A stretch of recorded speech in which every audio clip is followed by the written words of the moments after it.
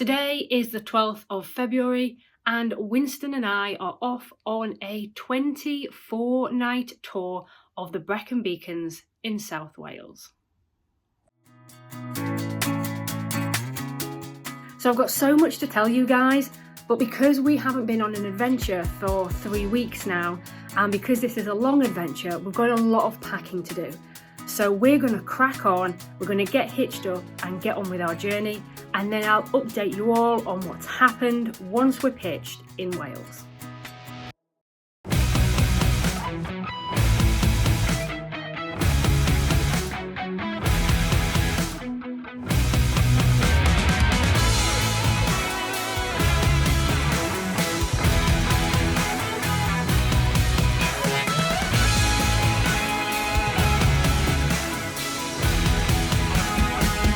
And just like that, we're here. So let me show you what the plan is for this adventure.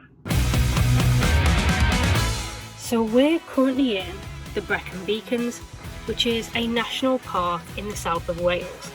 So we're currently at our first campsite, the Hog's Head, which is here. We've then got another campsite booked over this area. We've got our third campsite booked in Llandovery and our fourth campsite in Hay-on-Wye.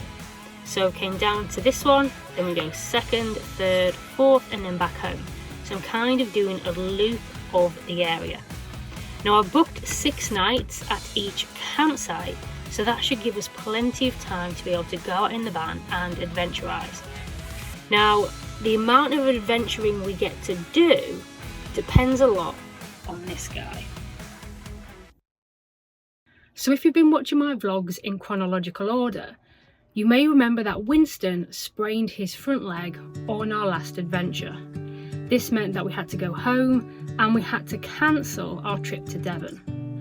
Now, Winston went on strict bed rest. He also got anti-inflammatories and painkillers. And I'm happy to note that he has improved and he appears to be okay. Although we've only been out on some lead walks and he's had a short amount of time off lead, he certainly hasn't been hiking and we haven't been going for really long walks. Now, the downside to all this rest is that it hasn't helped his arthritis.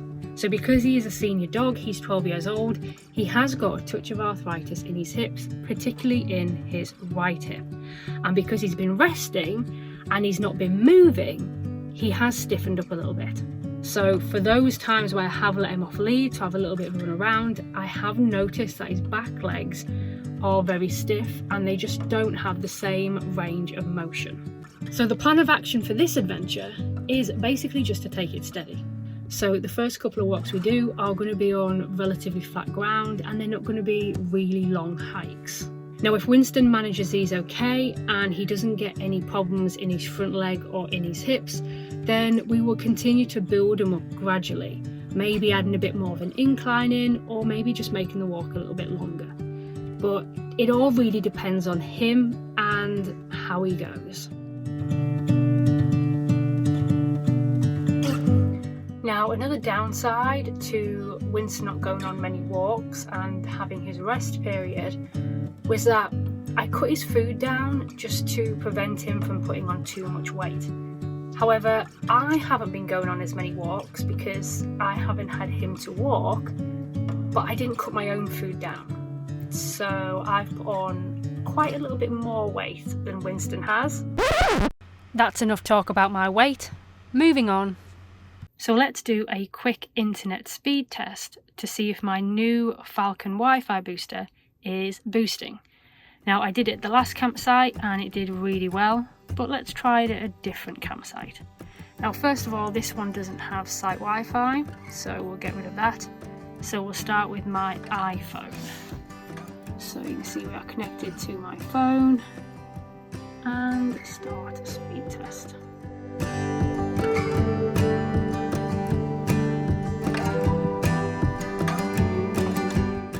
Okay, so I didn't get any results from that, which I was kind of expecting because my phone hasn't been working on 4G. So this is the ideal time to test the booster because it's in these situations when I need it most. So let's switch this over to the Roz pod. Start speed test.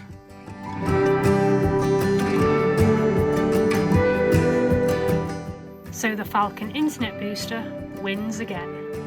And it's a good job I had it, because without it I wouldn't have been able to have access to the internet, which meant that I wouldn't have been able to do any work. And obviously it's my work that allows us to keep travelling and funds our adventures. So it's definitely been one of my best purchases.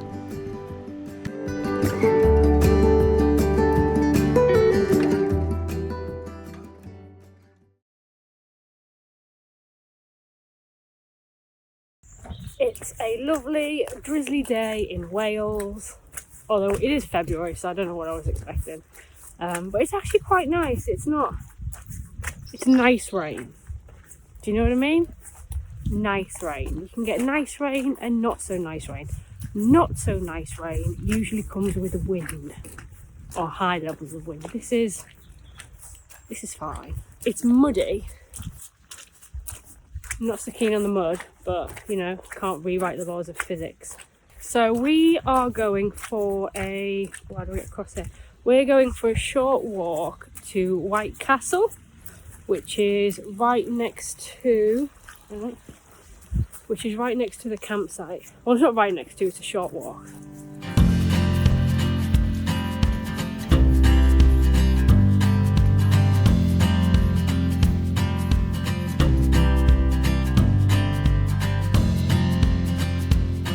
So White Castle was established by the Normans in 1066 to protect the route from Wales to Hereford.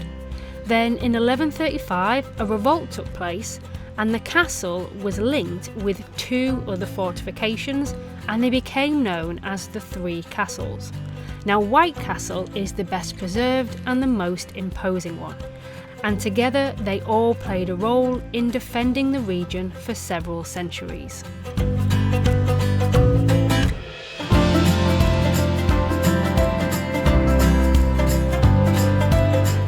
And then here's me doing a very awkward and very uncomfortable smile and spin of the interior of the castle.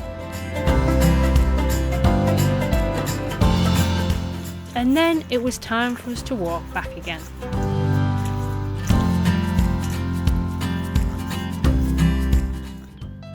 So I have this whole campsite to myself, apart from that tractor, and I think I chose the most unlevel pitch.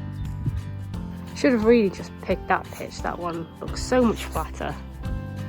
And it's fine, isn't it? Once it's set up, and then it's level for the week. But yeah. You want your treat, Wiggles? Yeah, you want your treat. Where you gone? Do you want your treat? Do you? Okay. Get your treat and I'll stop talking for the camera.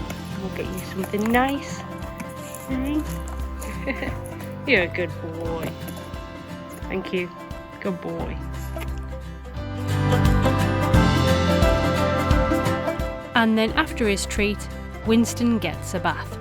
So we need to wash off all the mud before he is allowed back inside our little house on wheels.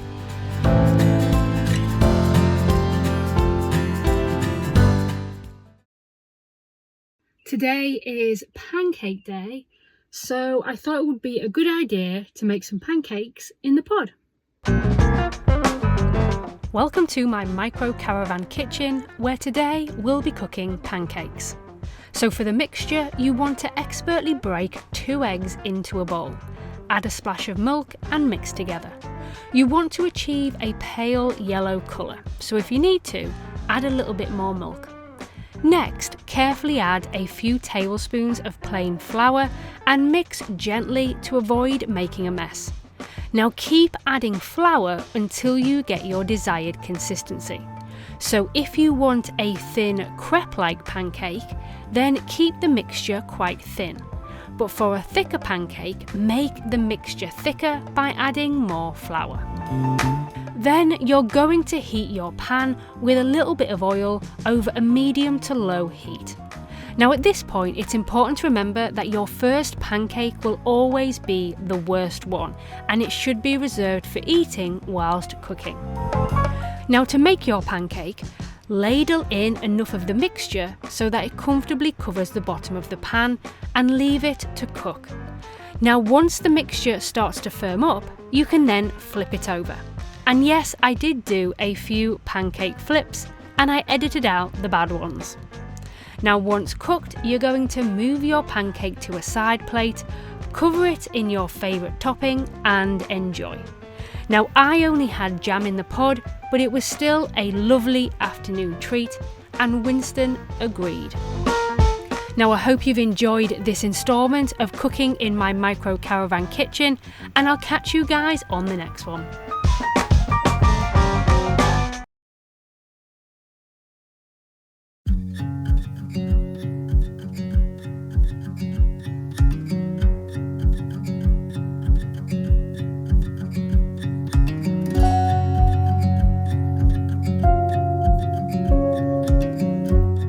You're not a vlogger until you have had a drink, pretending not to notice that your other hand is holding the video camera. So yesterday, Winston and I walked about 2.5 miles. Now we came back absolutely fine, but I was thinking that maybe after he had rested, maybe he might then start showing some inflammation or some soreness. But I took him out yesterday evening and again absolutely fine, and this morning when we went out for the toilet again absolutely fine. So all good news. Now today I'm just going to go get washed and changed and get ready, but then we're going to hop into the van and we're going to go do another walk which is only about 1 mile long. So although this one's shorter, the reason why I've decided to do a shorter walk is because this one has a more undulating ground. So I'm just trying to see, okay, can he now manage going up hills and pushing himself up hills with his back legs and then taking the weight in his front legs as he comes down a hill. So hence why this walk is shorter, because it's a little bit more for his body to go through, going up and down, as opposed to just along a flat track. Now I know the weather is looking a bit crappy, but I don't think we're scheduled to have any more rain today, which is good. But it is really warm. It's like 10 or 11 degrees. And I'm not used to it. That's just kind of came out of nowhere. So I haven't had the heating on at all for the past 2 nights. I haven't got any heating on now. I'm still quite warm. And I sleep in these just like fluffy PJs, because obviously it's been going down to like -5 on some nights. So I'd sleep in these fluffy PJs under the blanket with some heating on to keep warm. And last night I had no heating on and had these fluffy PJs on. I'm on top of the blankets and I'm like, this is too warm. Honestly, it's like tropical weather. 11 degrees. Can't handle it. But yeah, I'm sure it's just teasing me. As soon as I get comfortable with this weather, it'll go back down to freezing again, because we have like that false spring before real spring, where we'll get a few sunny days, we'll get some really warm weather, and then all of a sudden it'll snow in like April. So don't let it fool you. We're in the UK, the weather can change. But anyway, let's go get ready and let's get out on this walk. But first, I had to trim Winston's nails, and as you can see, he's absolutely thrilled by it.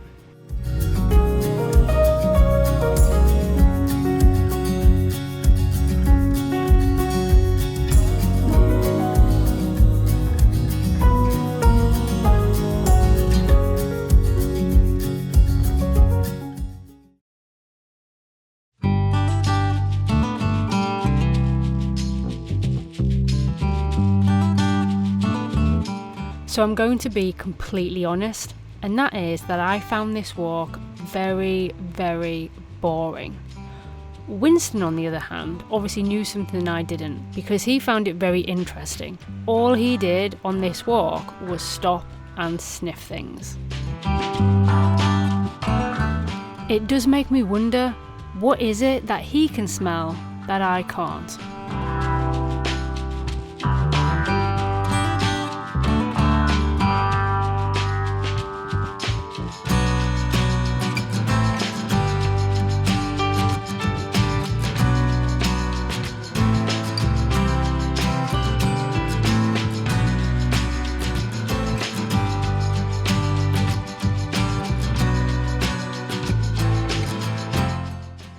you know that this whole episode is all about you? We're in the Brecon Beacons. We're meant to be showing people all the adventurous things to do. And at the moment the episode is all about you getting you back to your adventurous self. Right, so half-hour drive here, half-hour walk, and now half-hour drive back to the campsite.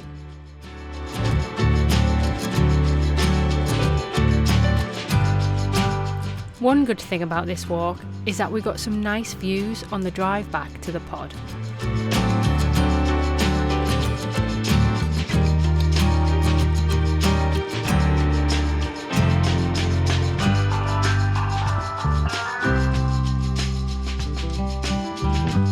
And even though it was only a short walk, Winston still gets his post-walk treat, and here he is having part of a pig's tail. So we've got back, we've cleaned the pod, we're going to make some lunch in a minute, and then it's time for me to start work. And there's Winston.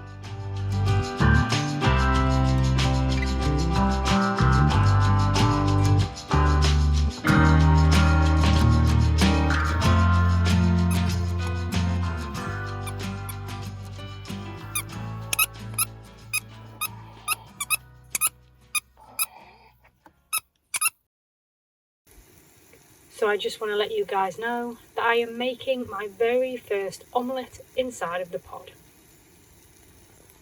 And it's also very dark outside.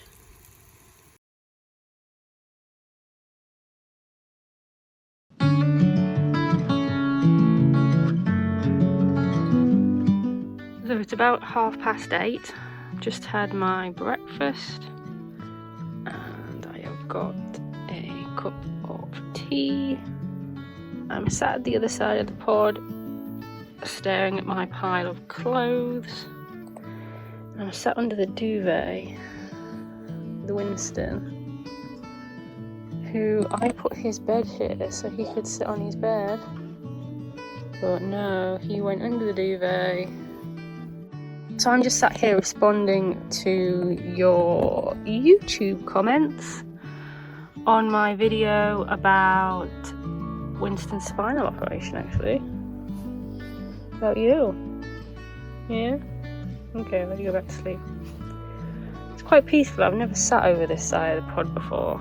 I think I should have probably made more space for a window view. But I'm still in my PJs. I need to go put them on soon. Now, once I was dressed, we were off to see Abergavenny Castle, which is located in the town. Now, although everyone keeps talking about the death of the high street, this town was very much alive and it was nice to see.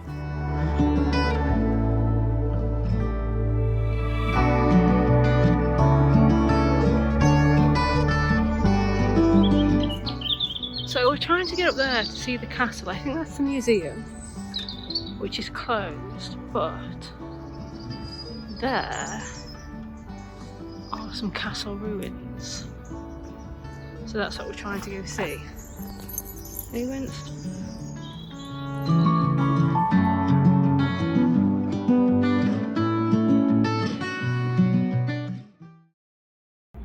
So we found the castle, but unfortunately we can't go in the castle. So that's sad. Come on, Puzz. You're not allowed.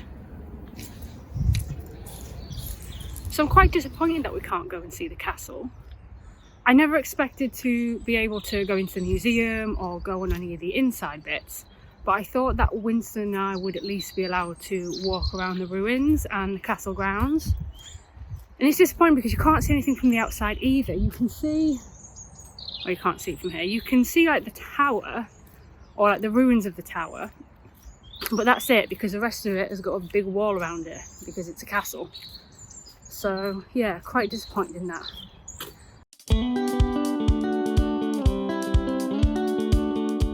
So off we went to walk around the castle meadows and park. So I think that there might be Sugarloaf. Winston's lost his toy in the grass. But I think that's Sugarloaf. I think it's 1955 feet. And we were going to hike it.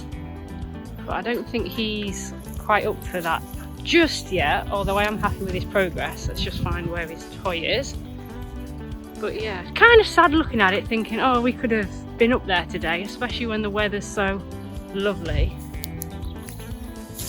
Winst, it's there. What's wrong with it? Have you put it in something horrible? What about that? Go on then, you get it. You get it. You've dropped in something horrible, that's you. No, you get it. I'm not touching it. You got it? Good boy.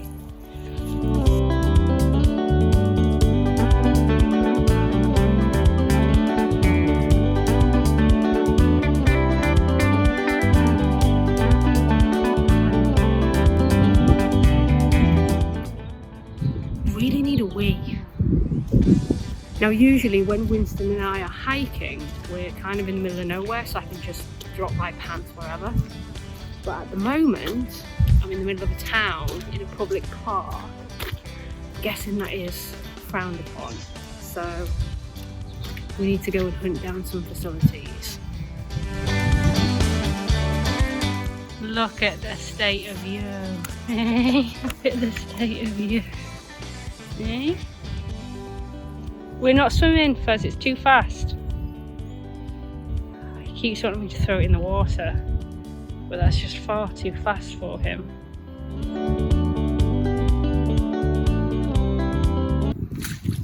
He's just swam to the other side. We do need to be on that side, but I'm not swimming.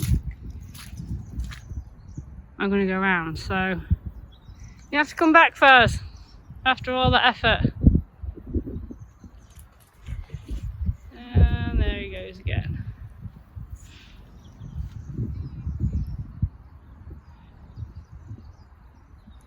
You made it? You know what's lovely about this is that Winston has got to see a lot of the dogs. So when he's on rest and he's just coming out on the lead, he doesn't really get to interact with any dogs. And you can see it kind of bothers him a little bit. He then starts becoming a little bit more obsessed with other dogs. Whereas out here, there's loads of other dogs about, they're all off lead. We pass each other on the path, the dogs just have a polite little sniff, have a little hi, and then they both then go with their owners down the path. And it's just lovely. So Winston's probably met about 12 different dogs, and I think it's very important for dogs to have contact with other dogs. And it's been nice that, although it's only been 3 weeks, it's just nice for him to be able to go around and have a sniff and say hello to lots of other friendly doggos. It was then time for his post-hike treat, and here he's having a duck's neck. And while he ate that, I tried to get some of the mud off my boots, which didn't really work.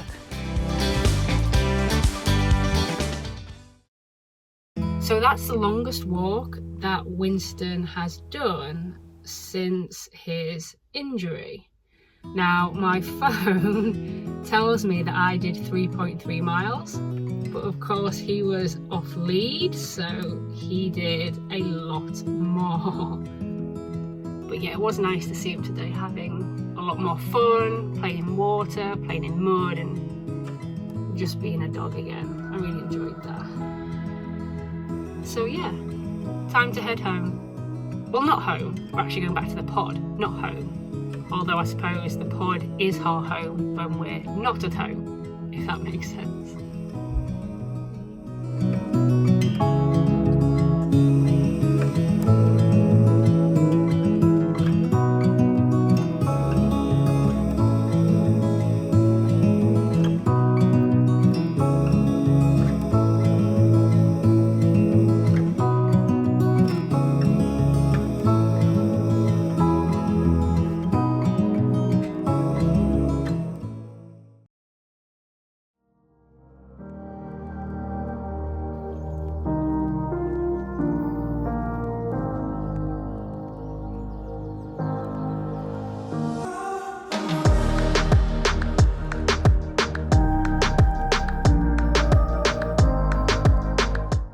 So I'm not really a fan of the hair this morning. I don't know why, but it doesn't feel right. But I can't be bothered to take it out and replait it, so we're just going to have to roll with it, and I'll just take a hat with me just in case I want to cover it up. But today we're off to Clydach Gorge. Oh, I think that's how you pronounce it, Clydach? Anyway, Clydach Gorge. And I'm really excited because there's meant to be some waterfalls there, and I absolutely love waterfalls. And there's also meant to be a very interesting ruin, which I won't tell you anything about until we get there. So yeah, let's get everything in the van and let's get going. When I got Winston as a rescue dog, he was terrified of travelling in the car. So now it makes me so proud of him to see him jump in all on his own.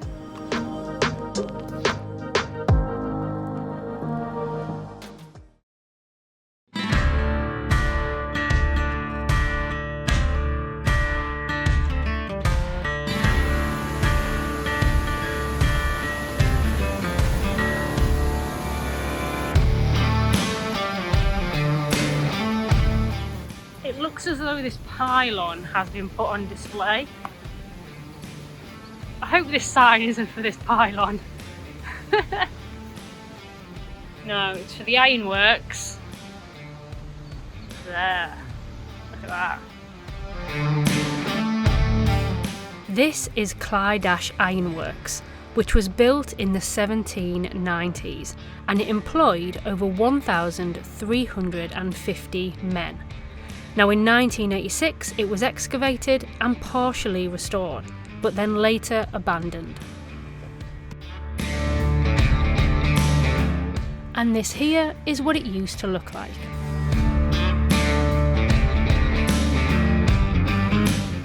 So I'm just reading this, and what I find really interesting is the last sentence where it says that the ironworks and other metal industries in Monmouthshire helped make Wales the world's first industrial nation.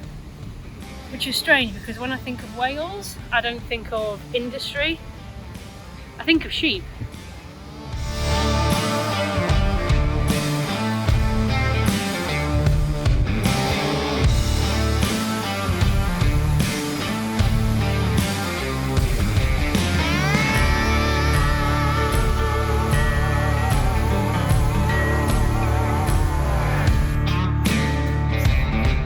So I'm walking up this rather steep hill, and I'm hoping that there's a good view at the top, because I don't like walking up hills. I only do it for the view. Oh, actually, you see that?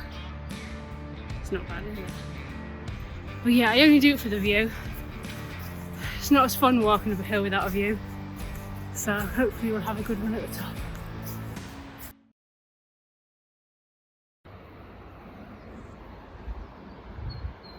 So that there is the A465, and we have got a little bit of a view.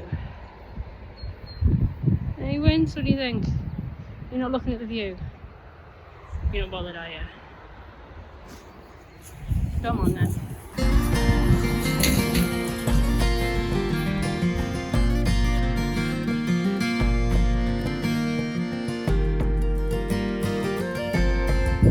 I think we might be going over the top of that.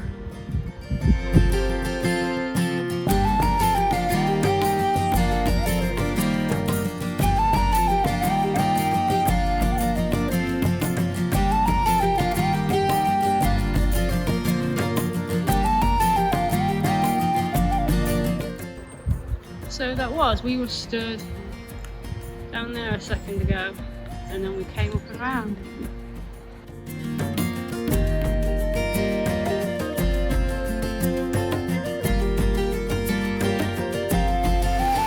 So we found this gorge thing that had been cut into the side of the rock, but one thing I couldn't work out is why did they put a hole at the bottom?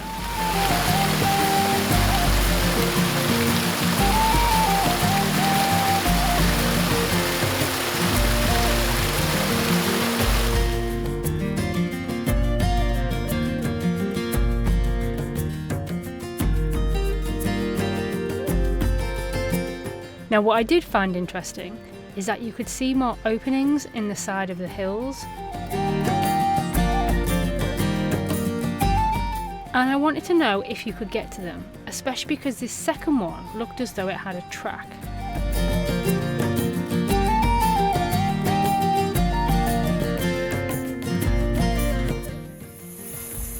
Don't know why the hole. Why the hole? Why have we built a hole? What are you sniffing, Win? Is it a good smell? Oh, gotta pee on it. I'll pee on everything.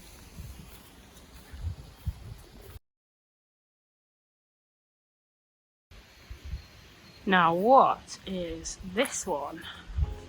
Oh, it's quite deep. Can I get through that? I want to go in there.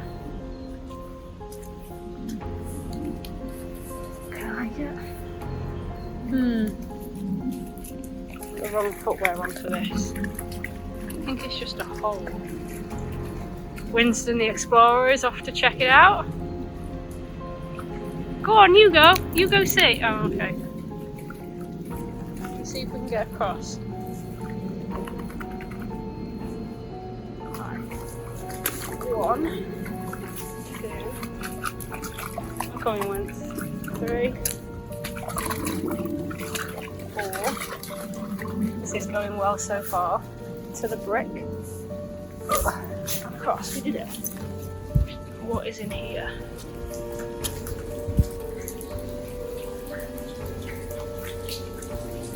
That is kind of spooky. I'm gonna put my torch on.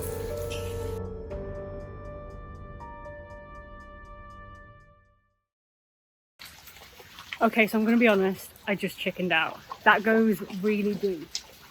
And the torch on my phone, when I put the torch on my phone, I can't video, so I couldn't video going in. But you just can't see anything. I wish I brought my actual torch or my head torch. And I think if I had more light, I might have been a bit braver, but you can't see anything, and the torch on my phone isn't illuminating enough to make me brave enough to keep going. Even Winston was walking behind me. Because yeah, it does go really deep and you can't see anything. I'm really curious, but I'm also really scared. I don't like the dark. I'm 35 years old, but I don't like the dark, that is. I think it's made more eerie because of the noises. And obviously you can't smell it, but there's like this real damp, musty smell. Yeah. It's got like I don't know if you can see it, it's got like a vaulted arch ceiling. But yeah, I chickened out, I'm sorry. Some adventure vlog this is, isn't it?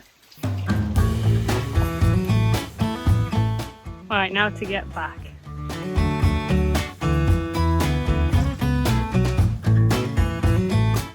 Brick number 1. Oh, we're gonna have to eyeball inside. Brick number 2. That one, that's not steady. Mark 3, 4, 5. We did it.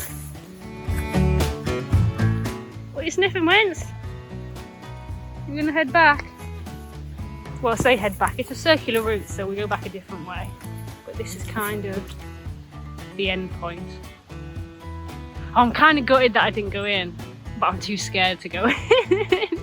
Yeah, we'll have to leave that. Go on, Winston.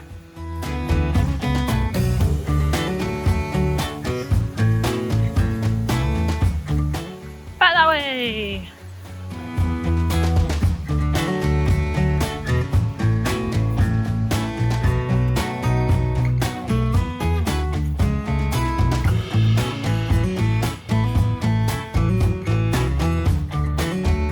So we're just casually walking down this path, and then there's this.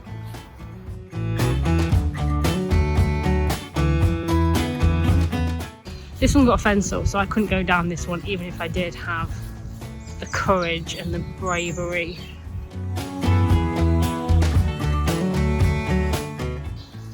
Can't see the end. No one goes.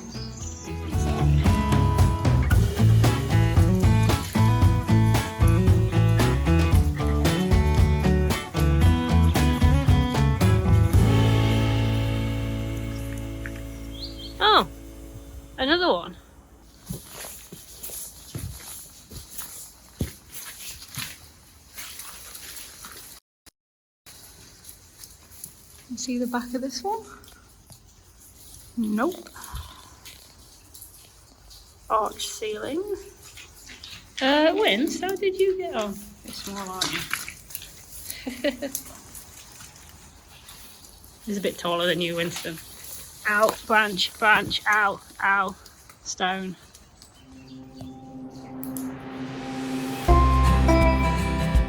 So I've lost track of the tunnels now. I think they're running underneath this earth because the entrances are just around that corner. So I think they're running underneath this. Wonder if we'll see them at the other end. So at the end of those tunnels was somebody's house. Now I didn't want to stand outside someone's house filming and then put their house on the internet, so I just left it. But wouldn't it be cool if those tunnels went to some kind of underground lair for their house, or it was some kind of secret entrance and exit? That would be cool, because the house was literally right at the back of where I thought the tunnels were. But Winston kind of, no, it's going to be his toy. Where's it going? Oh, is it under here? There we go. Oh, where are you going now? Where are you going now? You can't, no, this isn't helpful. I'm meant to be filming.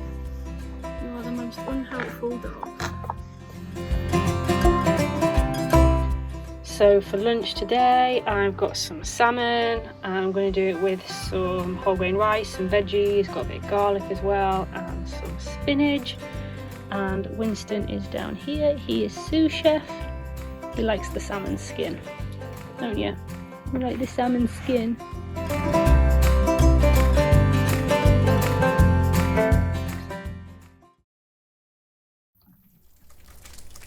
I'm just about to start work. Winston is down here, fast asleep. And I've just been sat here in silence, not doing anything, and just listening to the sound of the rain outside. And it's just really peaceful.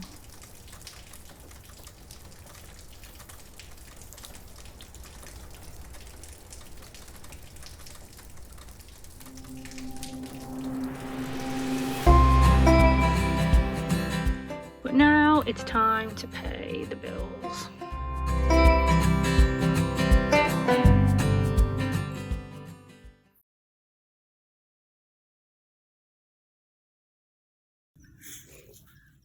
Look, there's a worm. A worm. Winston, don't stand on the worm.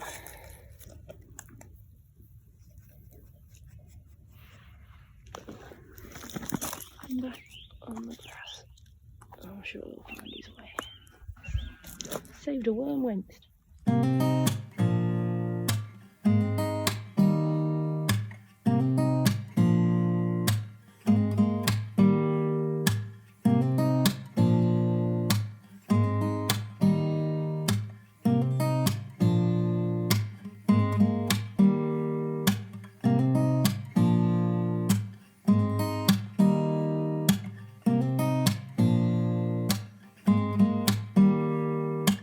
So we have some neighbours. Yesterday evening, 4 camper vans / motorhomes turned up. And I'm guessing because it's Friday evening, people are now popping on out. I also think it's the kids' bank holiday. Not bank holiday, half term, is it? But anyway, we are no longer the only people on the campsite. But today is a Saturday, which means that we're not doing anything today. For a couple of reasons really. Firstly, I don't like going places on a Saturday because everyone's out on a Saturday, everyone's out walking and enjoying themselves, and I much prefer to do it in the week when it's quieter. Secondly, Winston's had a lot of walks this week. Well, I say that, he hasn't done as much as what he usually does, but it's a lot considering he's just kind of getting back into it. Thirdly, I've got lots of work to do. I'm doing stuff that I've really been putting off. I've been procrastinating a lot on the big jobs, the big things that I need to get done. I've been doing all the little admin things. Although saying that, it's about lunchtime now, so we're going to have a break. We're going to go for lunch, make something to eat. Going to take Winston out for a little wander and chance to go to the toilet. And I think this is us for the rest of the day. We're just going to sit here, work and nap. I don't really like having the pod in the bed position in the daytime, but because I want Winston to have a good rest, it's easier for him to sleep in this space spread out than it is when obviously I've got the desk and everything set up. It does make it a little bit more difficult for me to work. I tried working from that table before, I don't know if you remember in one of the previous vlogs, and it was terrible, not comfy whatsoever. So today I'm just kind of using this little backrest. My Wi-Fi's here because I haven't been bothered to put it outside yet. I'm going to take it outside in a minute. It still works.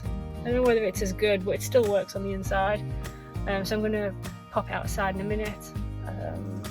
But yeah, Winston seems to like it here. Anyway, I'm hungry, so we're going to go get some lunch.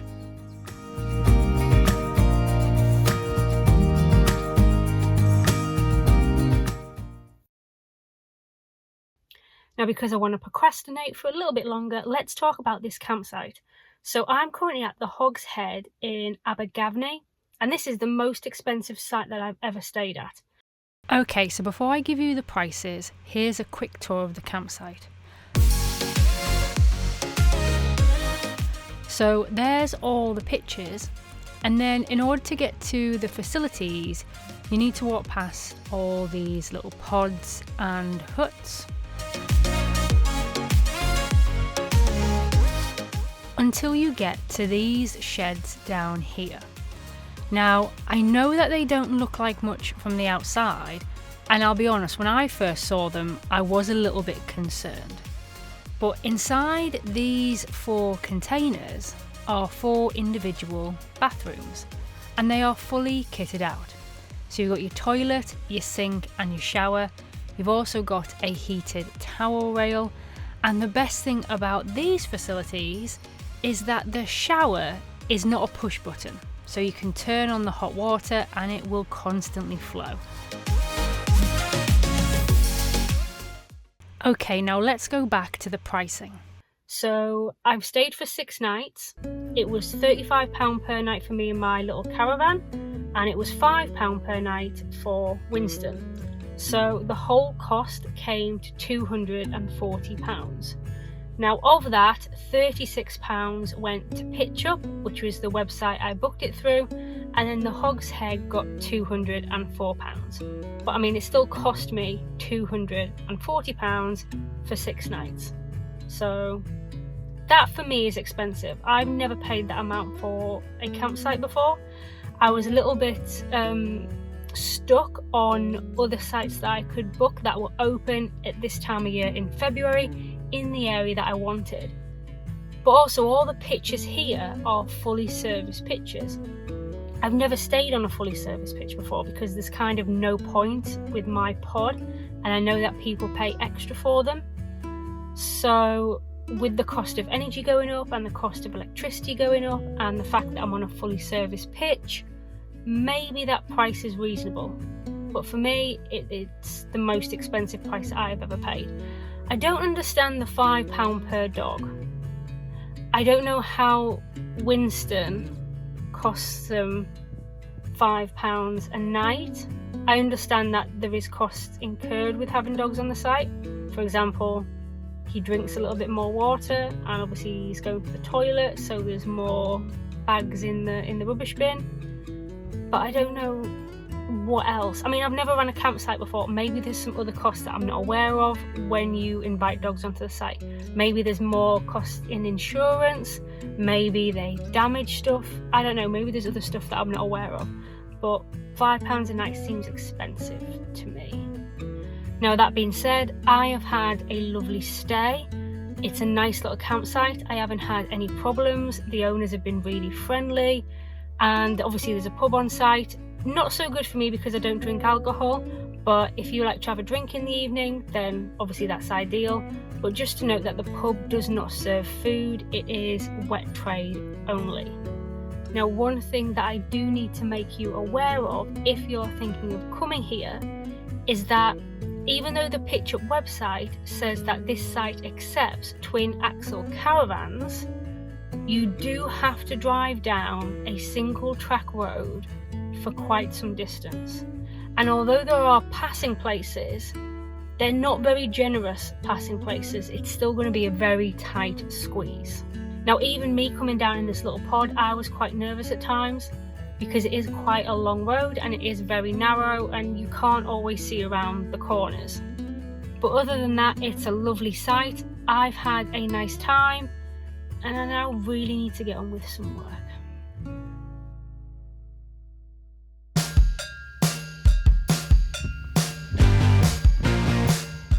And that about wraps up our first campsite of this trip. It's now time to pack up and get on the road. Now remember that we're visiting 4 campsites in total, in and around the Brecon Beacons in South Wales on this 25-day touring adventure. Now our next stop is at the National Showcaves Centre for Wales, and I'm most excited about this one because it's in the middle of the Brecon Beacons. So I've just done some of the best reversing that I've ever done in my life and I didn't get it on film. Basically drove up this hill here, up to there, came round this corner, straightened her out and literally put her where she is now. I've not moved her a single inch. That is where I unhooked her. But look at this pitch.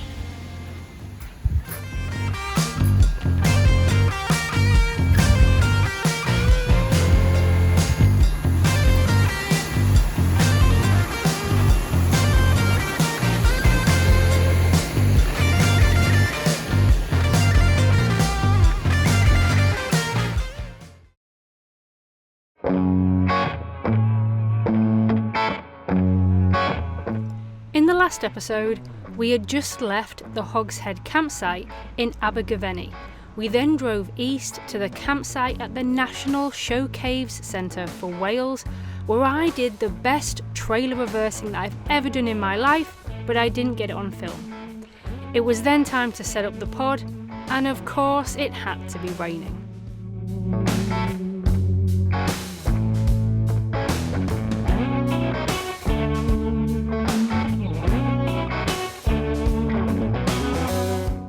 Now Winston had been stuck inside the van throughout all of this, so once I was finished, we went and explored around the campsite. What is that? Is it an emu? Kind of want to say ostrich, but I think it's too small for an ostrich. I think ostriches are massive, aren't they? And I don't think this fence would hold an ostrich back. I don't think. So is it an emu?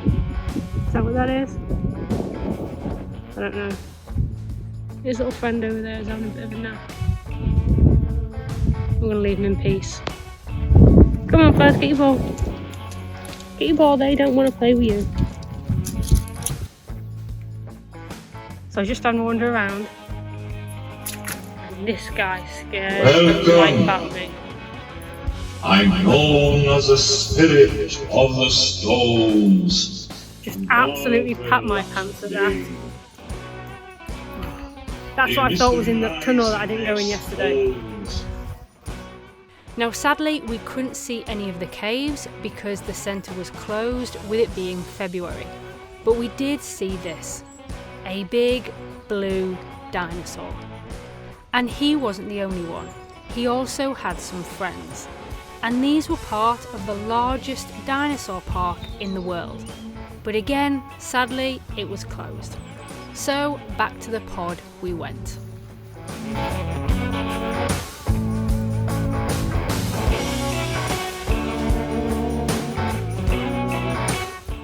I just want to take this moment because I think we should all appreciate the corned beef sandwich. I love a corned beef sandwich and I really do think that they're underrated. So, Willie and I have just been on a little wander around the campsite and I'm now going to enjoy my delicious corned beef sandwich with a nice cup of tea.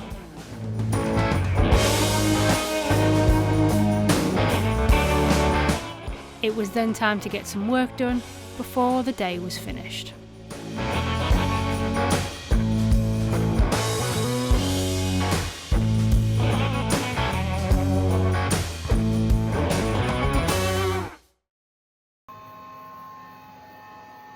So I just came to go for a shower. There's no water. I've checked the other cubicles as well, and they're exactly the same. It's just nothing coming out. I don't know why. Tap's working, so I'm going to have a good old-fashioned strip wash.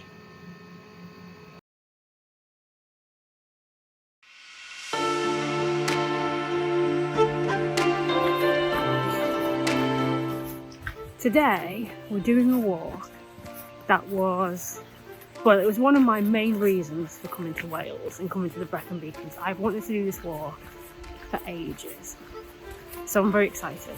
You know, we got up really early this morning. We got up at 6 and we left the campsite probably about 7:30. Got here just after 8. The car park is still nice and empty, so hopefully we're going to have the trail all to ourselves. And we can just take our time, take some photographs, take it all in.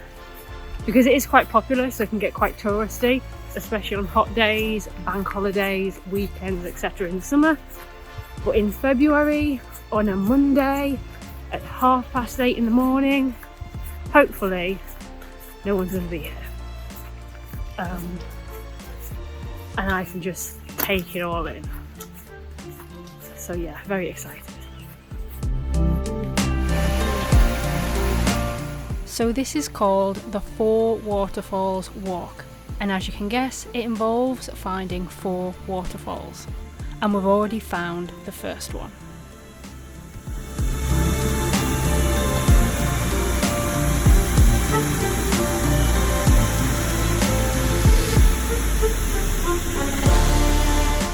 Now, to keep Winston safe from some of the very steep drops and the fast flowing water, he has to wait behind me.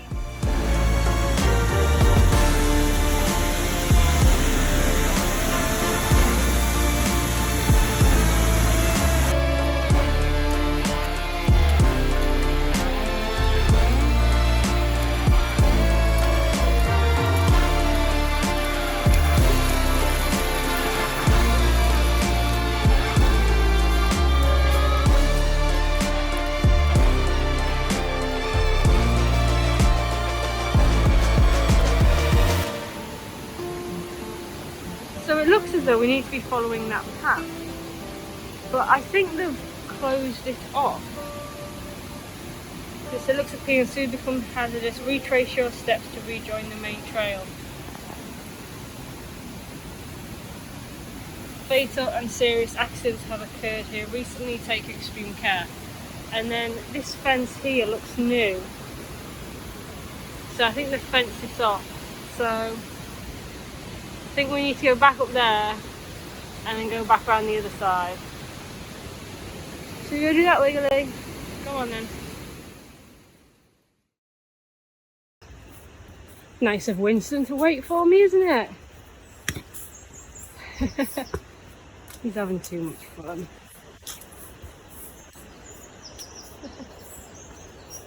I'm coming! Sorry for slowing you down.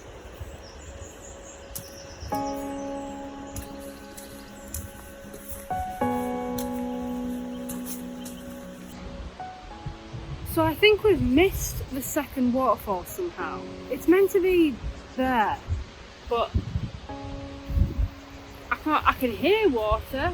It might be down there. There might be a track that we've missed. But I don't fancy retracing my steps, so... Because my map says it's there. But I can't see anything. So, I don't know. Let's just keep going. I think the 3rd and 4th ones are meant to be the best ones anyway. I can hear water. I don't know if it's from a waterfall or if it's just from the rushing stream. But yeah, my map says it's meant to be the second one here. And I can't see no waterfall. Right.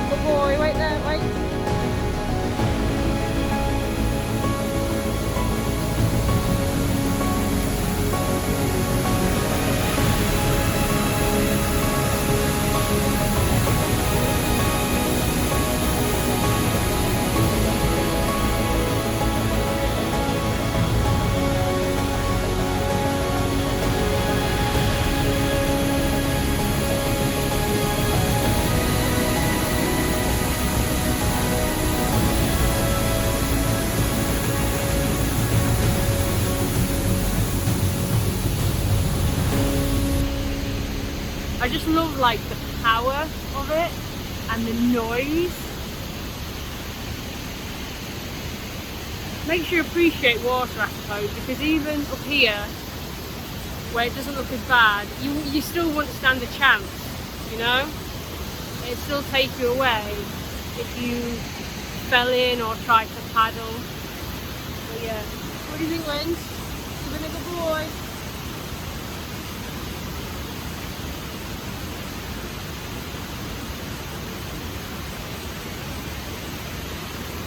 So that's 2 waterfalls seen. One we don't know where it is, and we've got one left to do.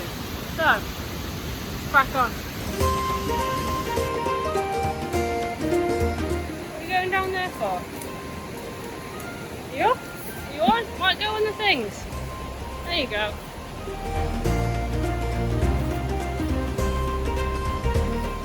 Why are you going off it?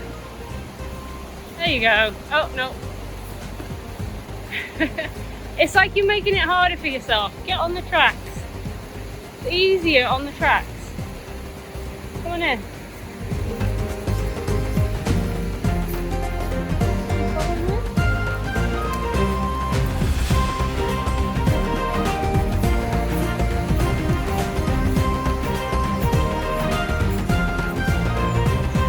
Just walked through a spider's web and it went all over my face and it stuck to my sunscreen and I'm...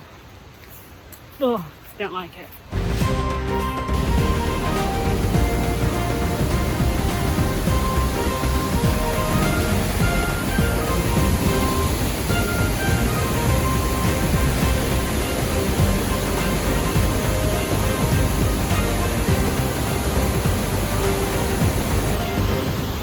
So I think this is the second waterfall that we couldn't see before.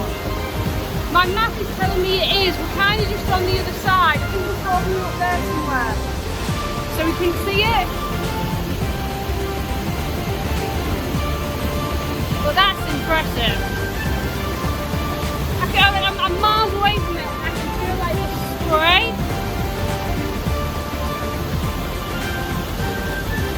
So that's 3 waterfalls down, 1 left to go.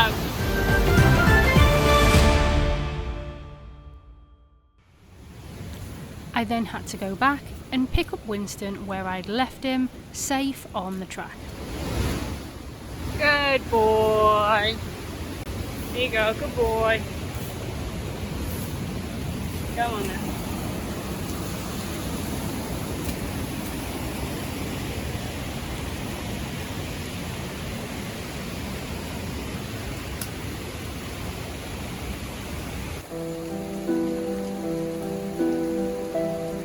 Is this where Disney gets this inspiration from? Because I can imagine this on a really sunny day and it would be quite enchanting.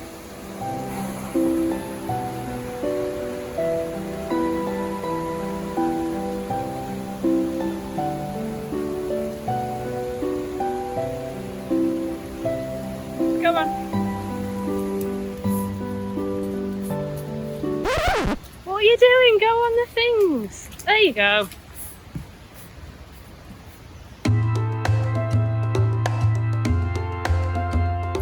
These are killing me.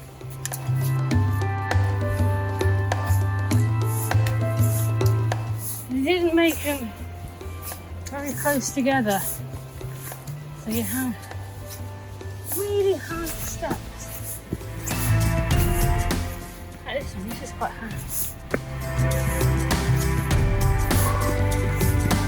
Should probably do more cardio. I think it'll make it easier. What are you wagging your tail at? So the weather's starting to warm up now and I've just walked up those 1,000,001 steps, so I'm sweating a bit.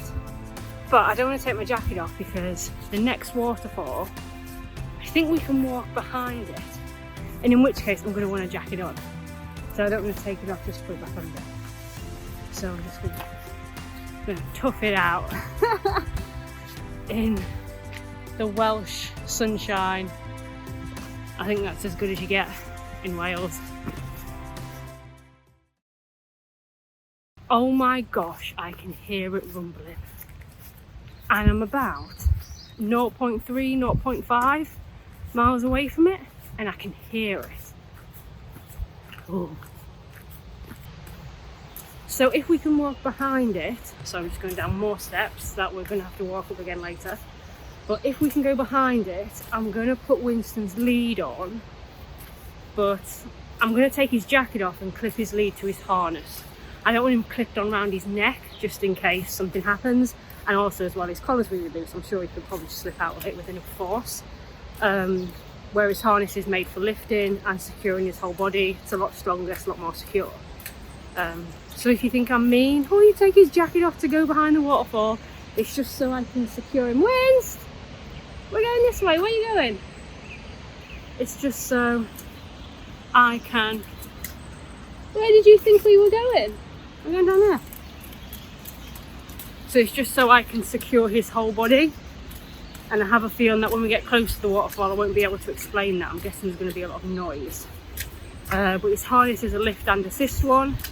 So it goes around his chest and around his back legs. And then it's got a clip point in the middle of his back. So it's ideal.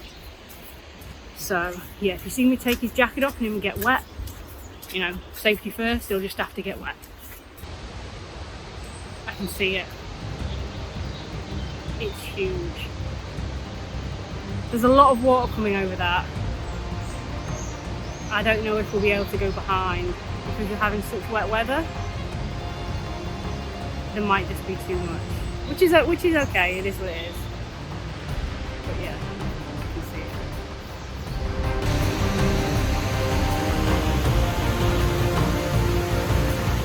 Oh, actually, that looks really small on my camera. It's actually really big. Maybe my head just looks big, but that's big. Okay, so we're going to walk down there and see if we can get behind. We'll probably get to there. I think that's going to be too powerful.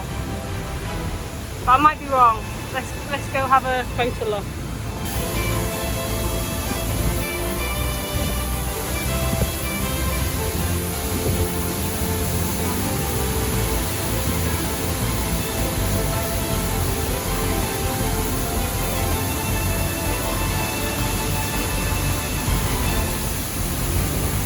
Okay, so we're not going.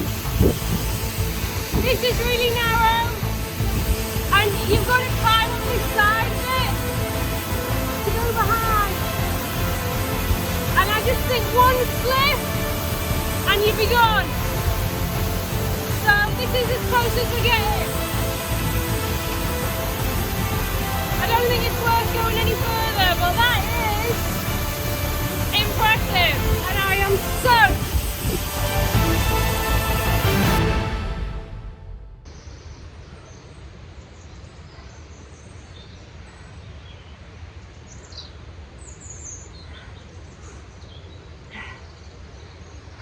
bloody steps.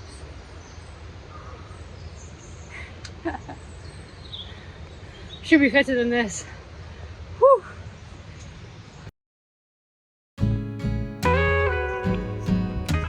That was a great adventure.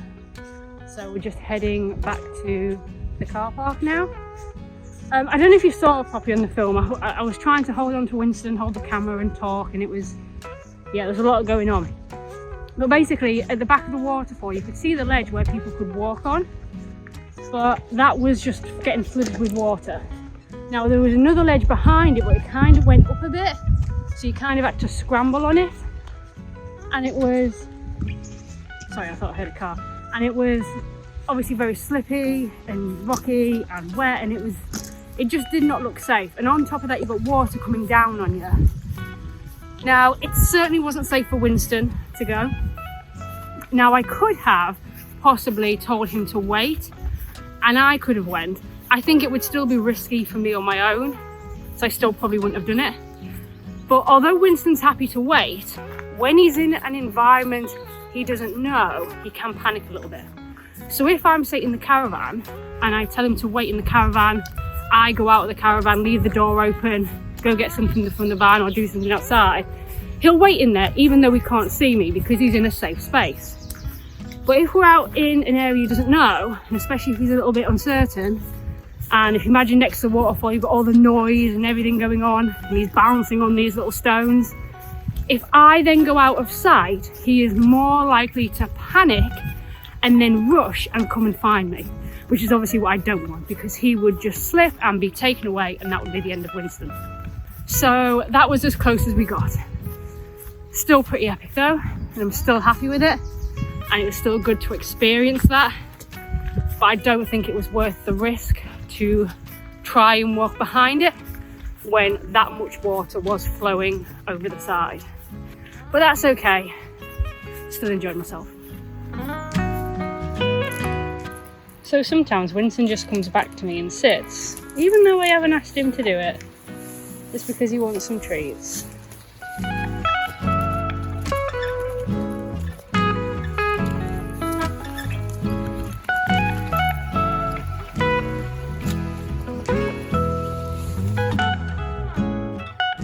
Back at the campsite, it was time to clean everything as best as I could. So that included getting all the mud off Winston and also off some of my gear.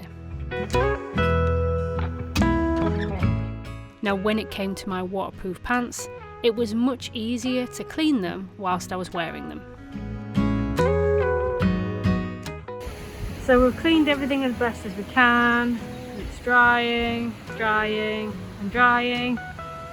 Now I'm going to make some lunch, and I think I might sit at this lovely bench here and listen to the water.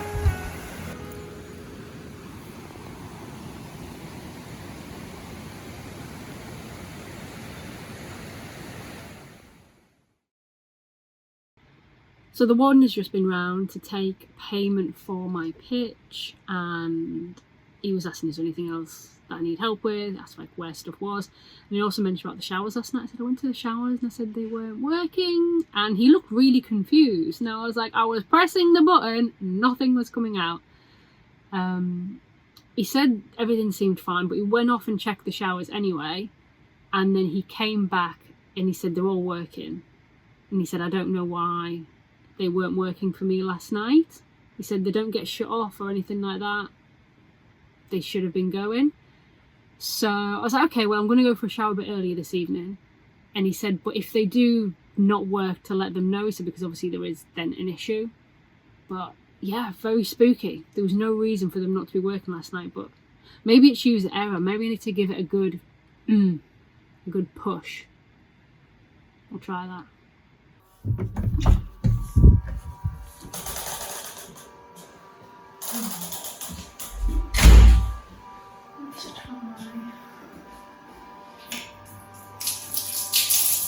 Yay! Success!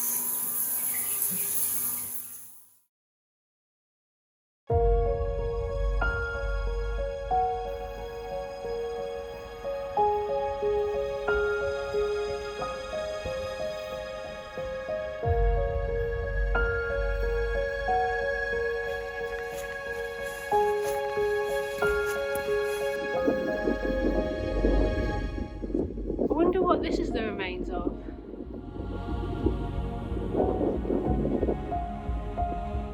At first you just think it's a pile of rocks, but then you see this arch, and obviously it's been built for something.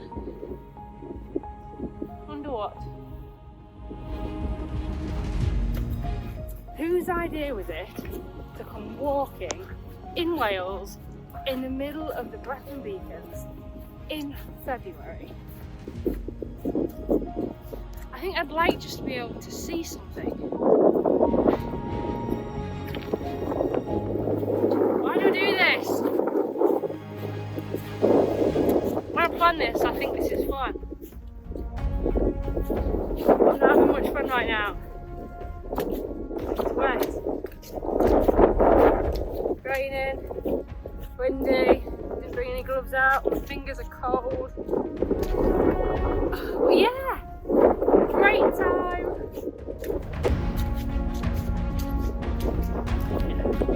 I'm about halfway now, so suck it up. I'm not gonna die. One foot in front of the other, and I can make it back to a warm pod, to snuggles with my doggy, and a hot cup of tea. Ugh, sounds great. Look at that hole! It just kind of sinks. How is that made? Is that like a sinkhole? Or do you think something hit it? Like a giant asteroid?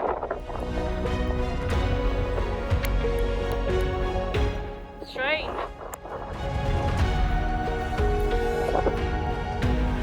So that peak there is Clydach Gorge, 1830 something feet. Now I was planning when I looked at this walk to kind of make a detour to go up it to get the views, but I really don't think there's any point today. I'm not going to be able to see anything. It's just going to be even windier up there, and yeah, it's just not going to be very nice. So we're just sticking to, I say the track, it's not really a track, but we're just sticking to the route that kind of goes around it instead. Speaking of which, how do I get around this?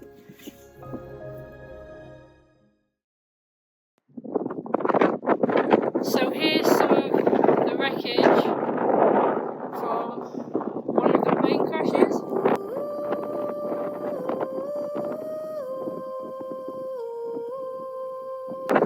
And I think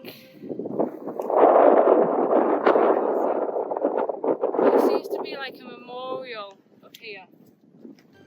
Let's go look at that.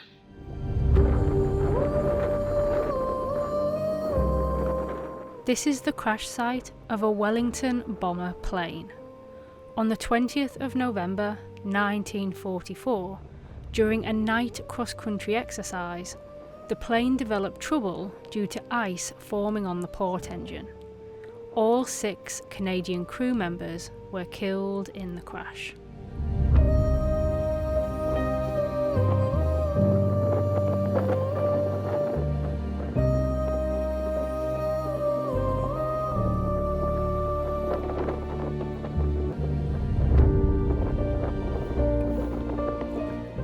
The Brecon Beacons is one of the main mountain regions in the UK, and it's also the location to a major training centre for the Air Force, so it's also home to several crash sites. Now the ones on this map are just in the Black Mountain area, but there are many more. I am currently here at the National Showcaves Centre,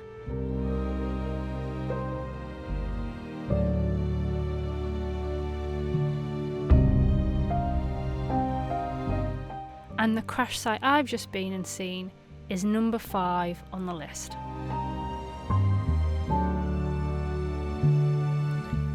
It really does hit home when you can see the faces of the men who have sadly lost their lives in these crashes.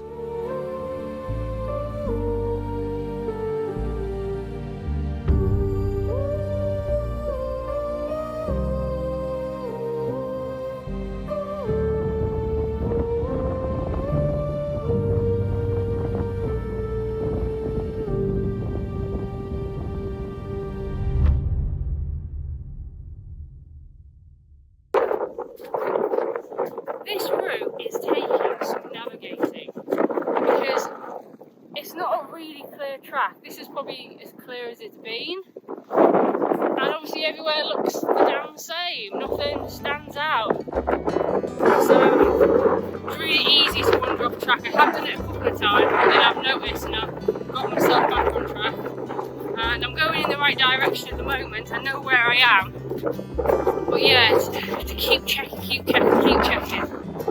So yeah, it's really testing my navigation skills, and also my GPS on my phone, because I'll be honest, I'm relying on that quite a lot at the moment. Although I kind of know where I am still using my GPS because, you know, it's just easier.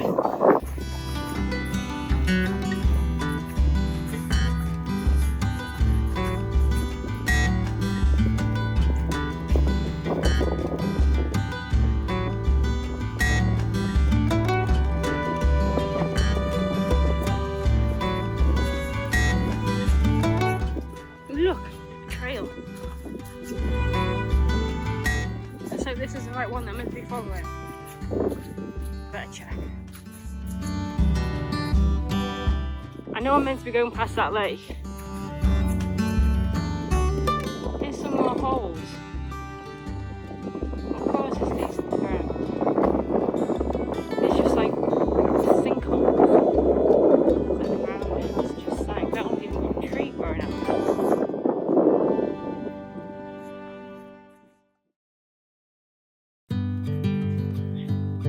So some of you might have noticed that Winston isn't here, and that's because I left him back in the pod. So I don't know if you can see me, it's like a blur on the camera, I can't see properly. And that's because yesterday was quite intense, more intense than I thought it was going to be for a 4-mile walk, and mainly because of all those steps, and not just the amount of steps but also the depth of them. They were quite deep and quite big, so he was jumping off these steps and having to jump back up at them, and it's a lot for a dog his age. So although he didn't come back on 3 legs, he came back okay. There were a couple of times I just thought, you don't look quite right.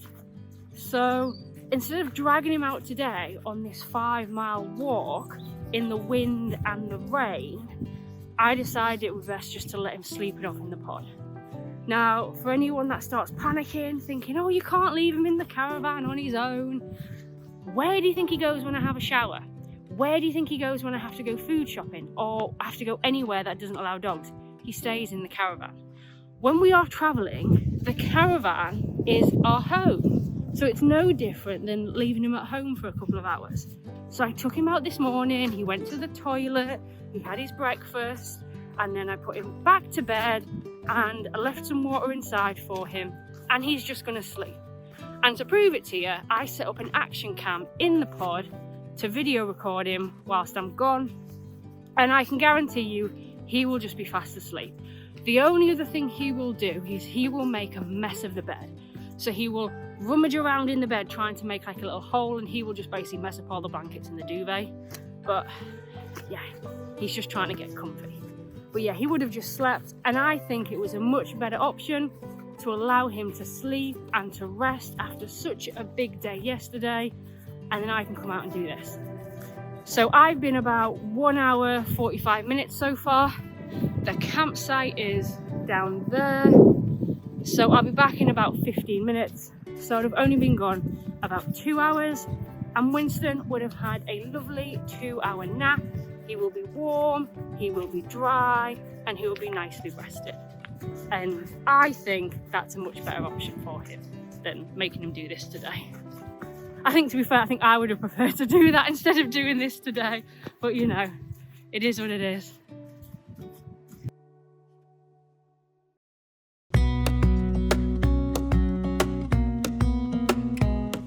When I got back to the campsite, I took Winston out so that he could go to the toilet and to have a little stretch of his legs.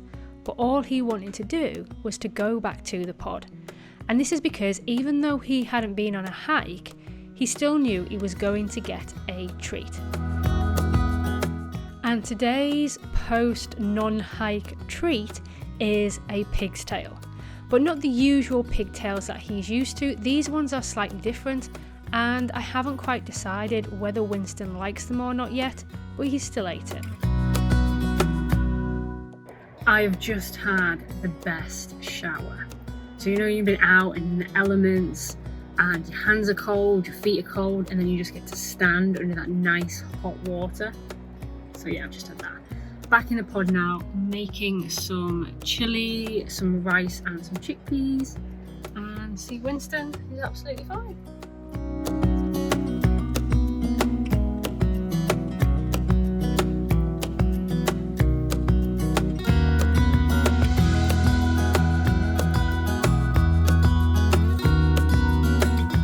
Now let me show you around the campsite. So this is the Brecon Beacons Campsite, and it's literally in the centre of the Brecon Beacons and next door to the National Showcaves Centre for Wales. Now it's a large site with one big facilities block in the centre. Inside this block you'll find your washing up area and also mixed shower facilities. But instead of a shower cubicle, you get a whole bathroom suite to yourself. So that includes a toilet, a sink, a heated towel rail and of course a shower. And I also think that they had underfloor heating as well.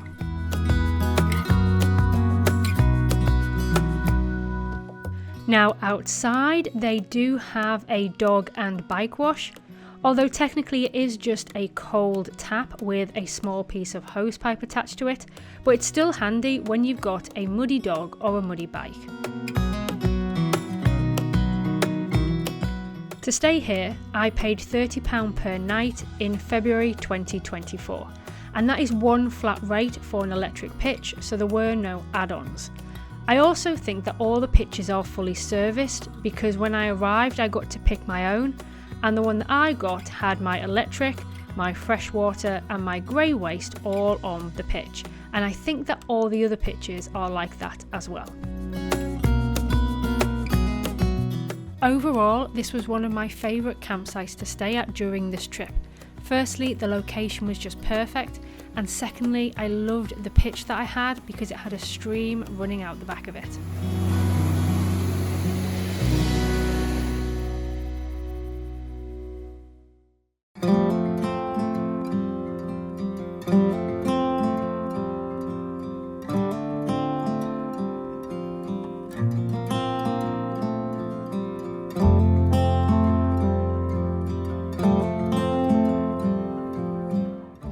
So it's about 7:30 in the evening, and it's been a really strange day where nothing's really went to plan.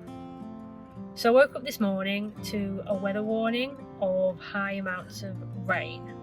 Now after yesterday and getting really wet yesterday and been out in the wind and the rain up in the hills, I just thought I don't want to go out again in that. And with it being a weather warning, it was obviously going to be worse than yesterday because yesterday didn't have the weather warning.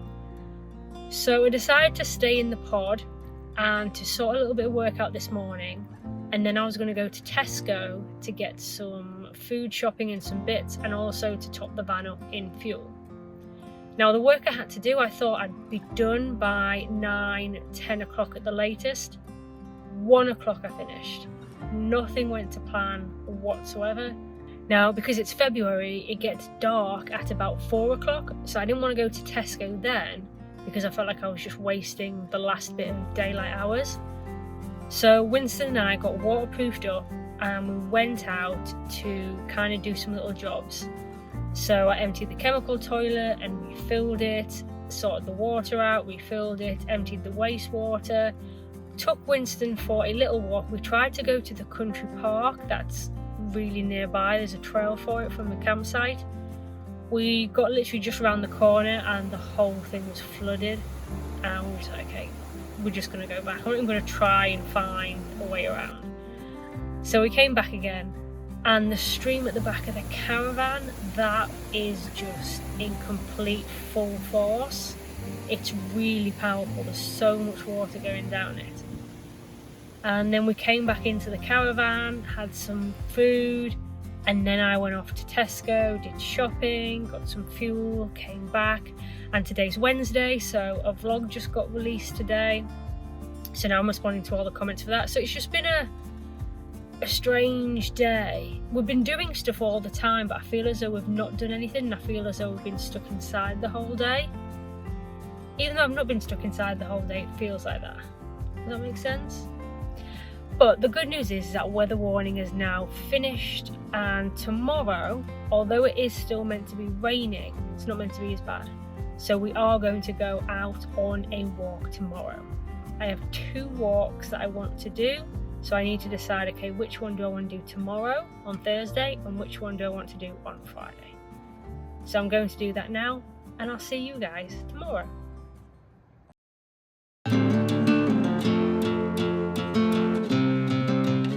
Today, Winston and I are visiting the Black Mountain Limeworks, also known as Herbert's Quarry. Now the quarry closed in the 1950s, but the site has numerous lime kilns spanning at least 200 years.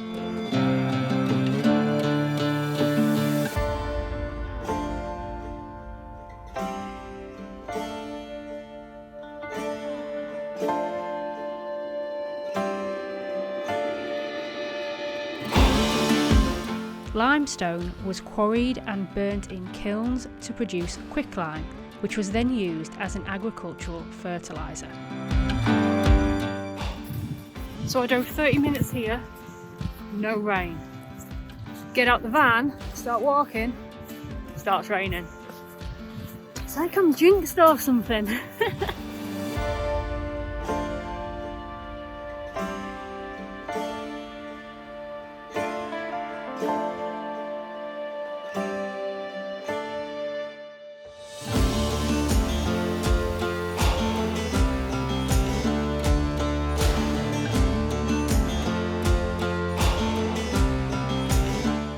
That big thing there is one of the largest lime kilns, and it was constructed out of concrete. And this ruin over here is the old offices and engine room.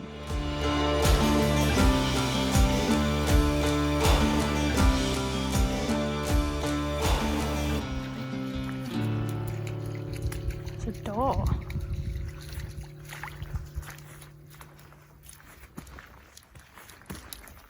Is that open? Oh, it's the whole tunnel thing all over again, isn't it? Okay, we've got to go up there and have a look.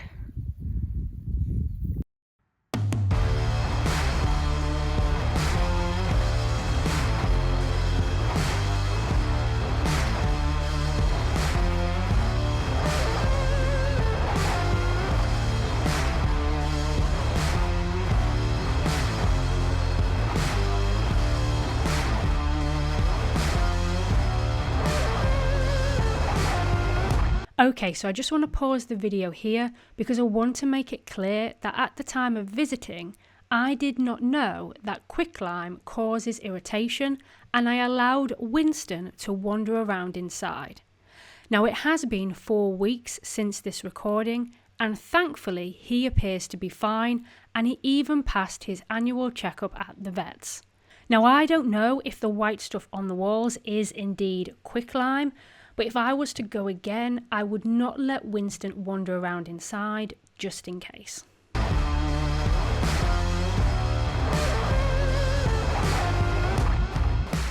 The alkaline properties of lime allowed farmers to turn their acid soil into productive farmland, and they would often travel many miles by horse and cart to collect it. Now, because this quicklime was so valuable, many tolls started to appear on the roads, which would cause financial struggle to the farmers. So what they did is they dressed up in their wives' petticoats, they blackened their faces, and they attacked the toll gates at night, and these were known as the Rebecca riots.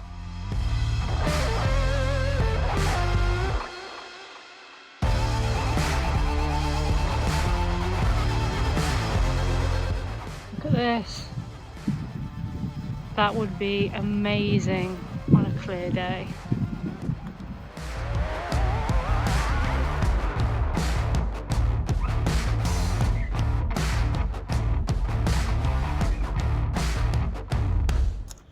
So the other one was back there. Here's number 2.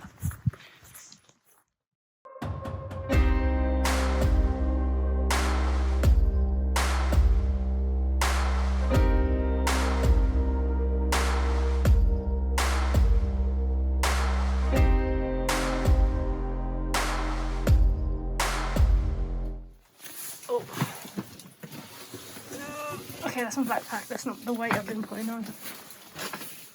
It's like, is that fire?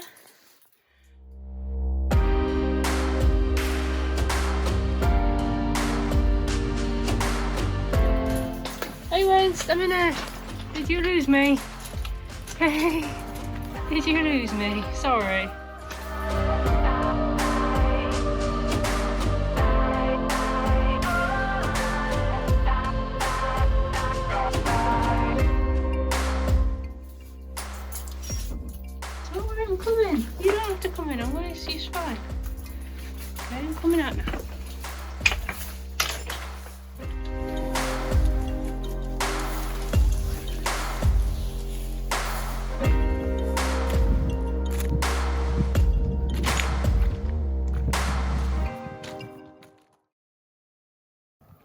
Winston's off sniffing and peeing.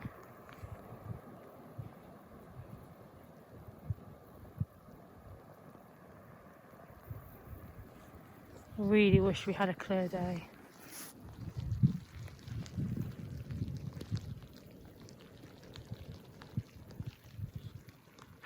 Look! Another door. Let's go see that one. You come on, Wednesday there. Okay, you go first.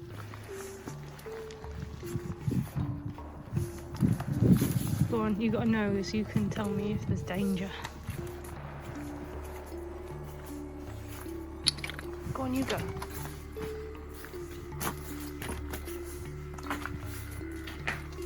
Is it alright? Is it safe?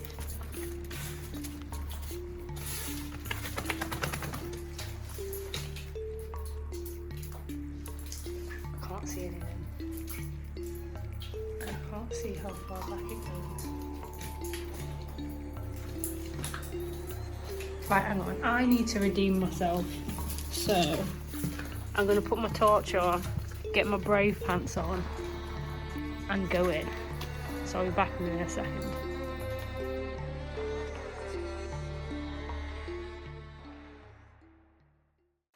Right, so it's just that little square room where it looks as though it goes dark, as though it goes on forever. You could literally put your hand out and touch the wall, so it's not very deep at all. So I don't know if that redeems myself or not, because it's literally just what you see. It's this little square room, but my brave pants were officially on, and I was a little bit scared, but yeah, there's nothing to be scared about. It's just a tiny little room, and like I said, the wall is just right at the side. So, does that give me brownie points? Does that redeem myself? I don't know. But it's raining again now. I think we're heading to the top now. I think we're going to go above the kilns. I think. Don't know. Let's go see.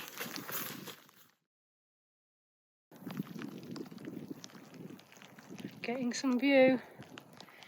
Just trying to walk up this. He did it no problem. It's a bit slippy for me.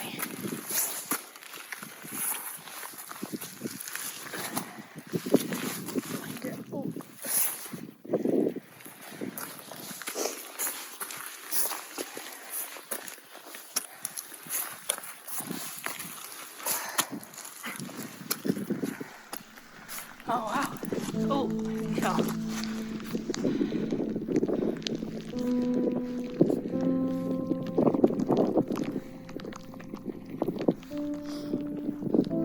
Oh wow.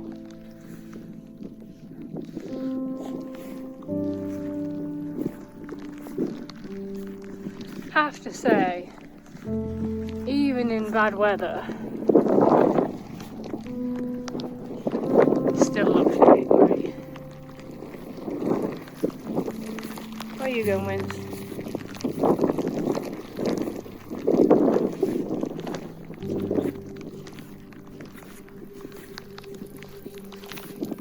So that first door that we walked in, you know, the one that was flooded and it had that little ruin outside of it? We are now on top of that. I'll show you. So this is the top of it. Down there's that little ruin, the door's down there, and there's that great view.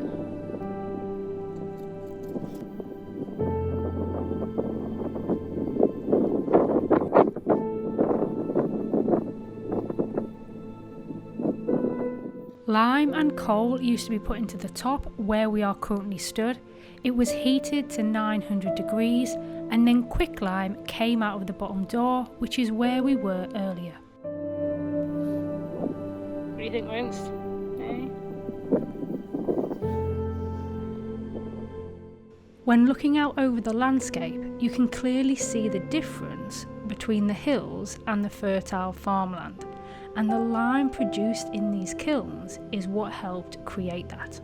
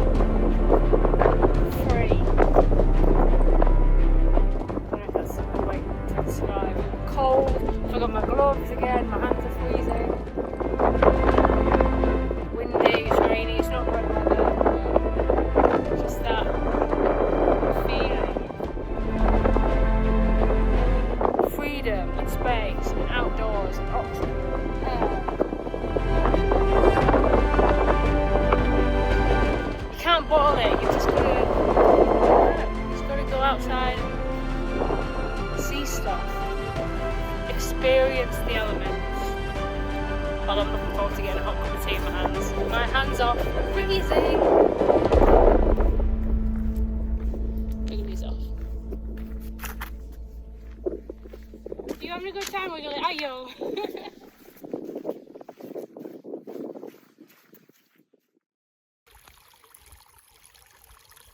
I thought we'd seen them all, but I found another one.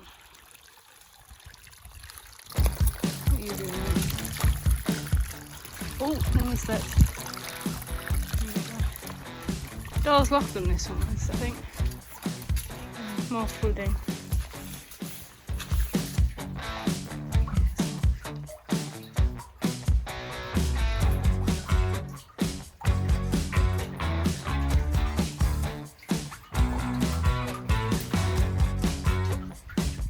Can you smell? Come on.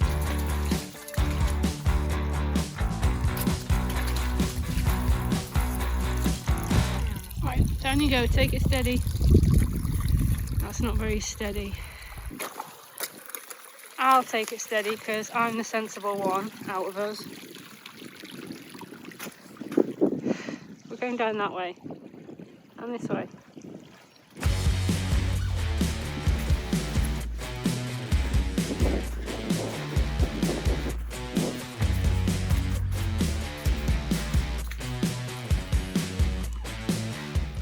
So the path is nicely flooded, but we just found another little mini hole. Winst, you wait there. Don't go climbing over the rocks. I'm just gonna have a look. You wait. Wait.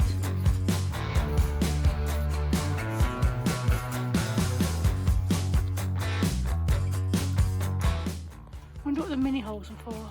Obviously nobody is putting wheelbarrows in and out of that. Maybe it's like an air escape or something, I don't know. I actually found out later that this was an entrance into one of the earliest kilns on site before production grew and the larger kilns were built. Good boy, I'm coming back down now.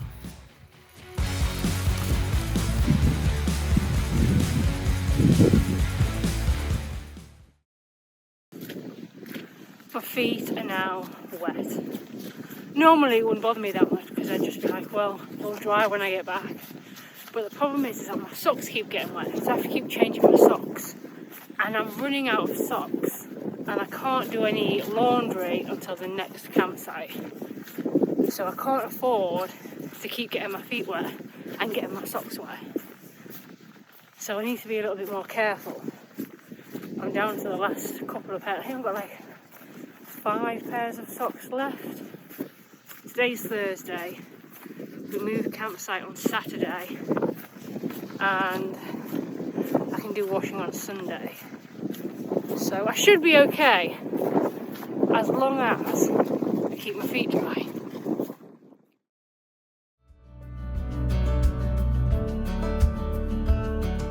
I really enjoyed the drive back to the campsite. Firstly because I could put the heating on in the van, and secondly because it made me feel as though we were travelling around Scotland again, especially this part here with the crash barrier to the side. It just felt as though Winston and I were back in the Highlands.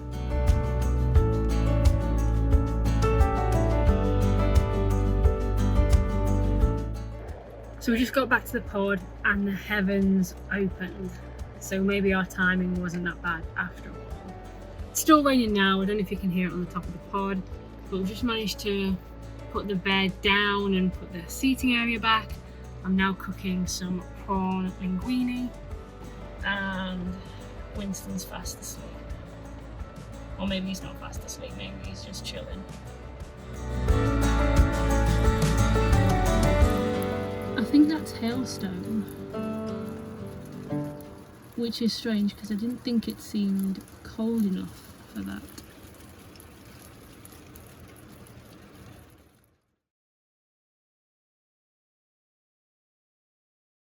So this is another waterfall that you can supposedly walk behind. However, again, we've had a lot of rain, so we may not be able to. I've just seen it from a distance and there's a lot of water coming over. So we'll just have to get there and see and assess if it is safe for us to do so. I believe this one goes further back, so there may be room for us to go behind it even though we've had a lot of rainfall. We're going to see that.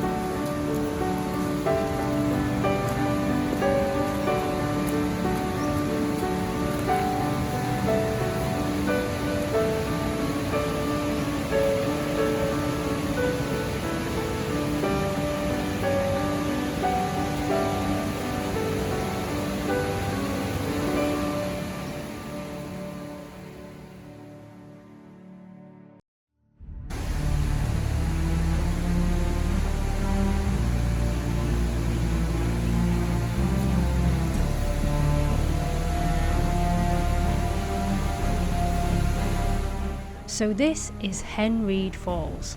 At over 90 feet, it's the highest waterfall in South Wales, and it, along with the gorge, was formed near the end of the last ice age. And we're going to try to walk behind it.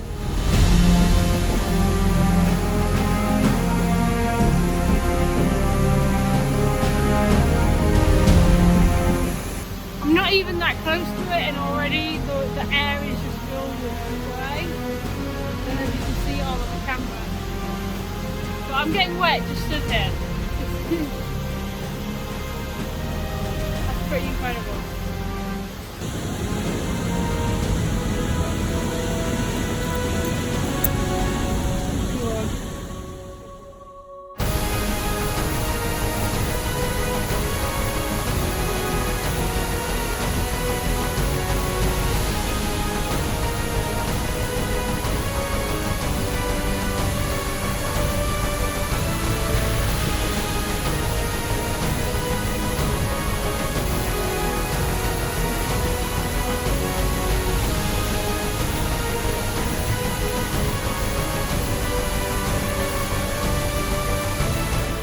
Now Winston waits at the back, whilst I try to get a little bit closer.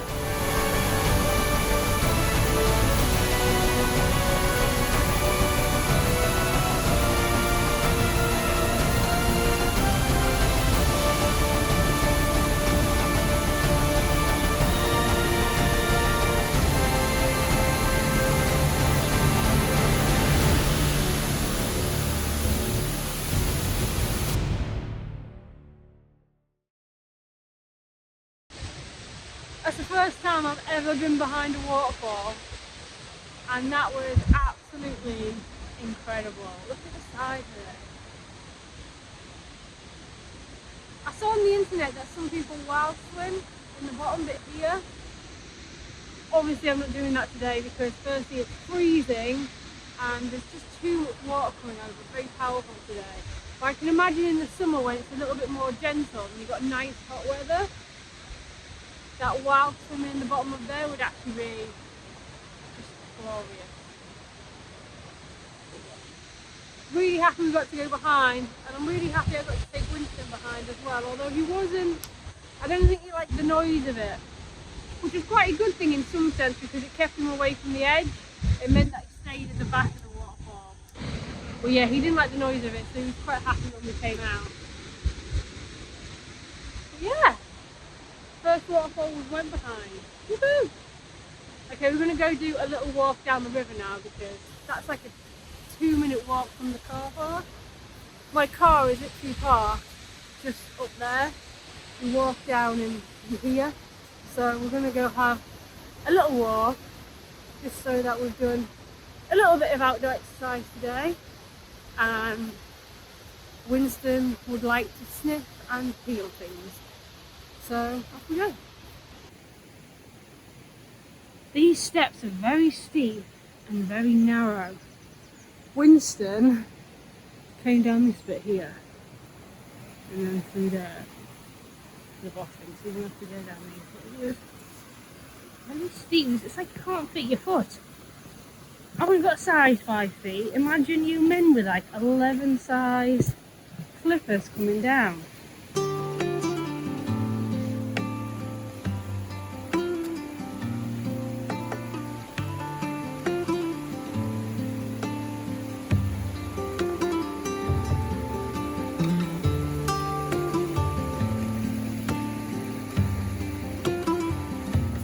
This was a very interesting track. It was changing all the time, and these are my favourite types of walks. I like how there's always something different around the corner. However, because this was like a mini obstacle course, I was quite conscious about the amount of scrambling and the amount of jumping up and down things, especially steps, that Winston had to do. So in the end, I decided to cut it short and we turned around and headed back to the van.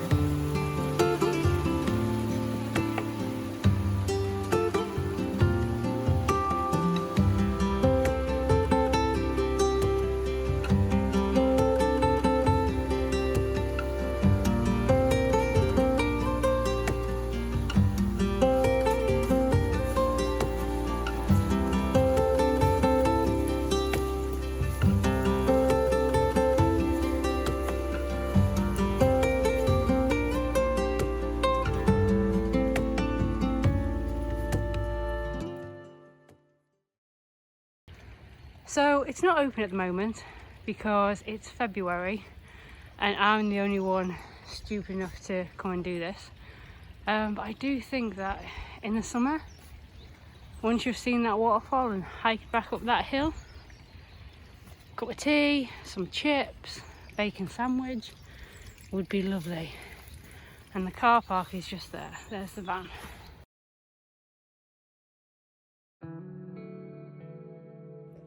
So tonight is our last night. Well, it's our last night at this campsite. Tomorrow we move campsite and we head over to Llandovery. I'm so tired. The good thing is that tomorrow I think the drive's only about 40 minutes to an hour, so that's not too bad. It's not going to take us long to get there at all. Usually our days of travelling are about 3 hours or 2 to 3 hour drives, which can take it out of you when you've got to like unpitch everything, drive 2 or 3 hours and then pitch everything back up again. It can be really exhausting, but like I said, we're only going like 40 minutes or an hour, so that shouldn't be too bad. Now I'm actually quite sad to be leaving this campsite. I love this pitch right next to the stream. I mean, it's been a bit disappointing that it's been raining almost every day, so I haven't really been able to sit outside and enjoy it that often. But I love the pitch, I like the facilities, and I like the location. You're pretty much right in the middle of the Brecon Beacons, so there's so many walks to do from here. I had to kind of cherry pick which ones we wanted to do. There's 2 more that I wish we had time to do, but we just ran out of time. And obviously we lost a day due to a weather warning. But I would have really liked to do Penny Fan, but we just never got around to it. I say this all the time, that I don't like to visit the same campsite twice. I like to always go to different places. But because this one is so well located, and because there's so many great walks that you can do from this site, not directly from the site, but like a short drive away from the site, I could actually come back here and do like another week and never have to do the same walk again. I could still go and experience those in different places because, like I said, it's pretty much located almost in the middle of the Brecon Beacons. So maybe next year I'll revisit. Hopefully I won't have so much rain next time. But now I'm going to take Wiggly out to go to the toilet. I'm going to get comfy in bed and have a good night's sleep. We don't have to get up early tomorrow because we've got plenty of time to pack away. So yeah, night night.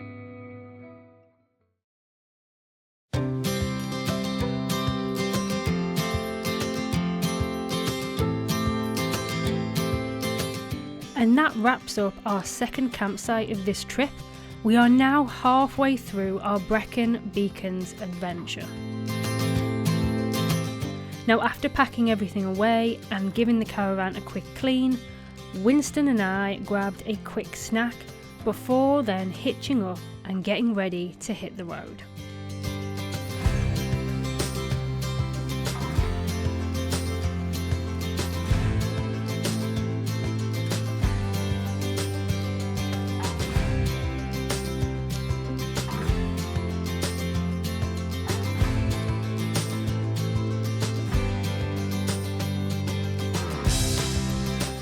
We then drove northwest to Llandovery and the Erwlon Caravan and Camping Park.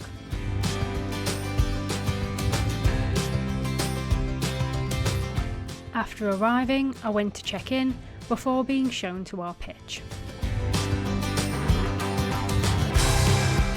Now, because we're still in February, I was surprised to see the site so busy, especially because I had the previous campsite pretty much all to myself. But the staff told me that the majority of the people on this site were seasonal pitchers.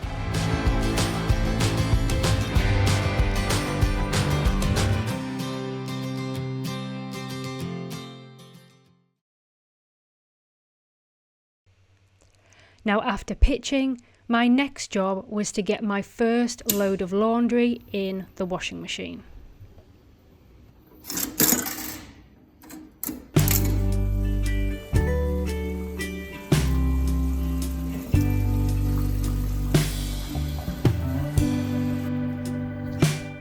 So I think I've arrived at the happiest place on earth. I've never had such a friendly welcome to a campsite. And usually you just get loads of rules when you arrive at a campsite. Okay, don't do this, don't do this, don't do this. You have to pitch this way, you have to pitch like that. You can't do this and you can't do that. Where it was like the complete opposite. It was like, do you need anything else? Do you want to do that? And I was like, do you mind if I do this? Yeah, that's fine. Do you mind if I do this? Yeah, that's fine. And it was just, everyone was just so happy as well. Like in the reception, like it was, it's kind of, it shouldn't be, but it kind of feels weird because everyone's so happy. And then the first thing I did is after I pitched, I went and put my laundry in and I couldn't find the laundry room. So I asked somebody, I was like, can you tell me where the laundry is? Like, yeah, come on. And they come and showed me and they're like, if you came far and, oh, you can walk in, you can walk. Honestly, I've never met like so many friendly people in succession, just one after the other. Friendly person, friendly person, friendly person, friendly person. I honestly think I've landed in the friendliest place on earth.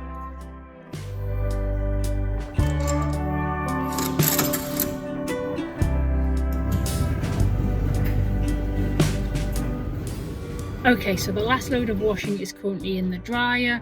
That should be finished at about 4:30, and then that means all my washing is done. I'm happy to get it all done today rather than it kind of going over into tomorrow. And I'm just happy as well that now I no longer have to worry about running out of clean underwear. At least for a couple more weeks anyway.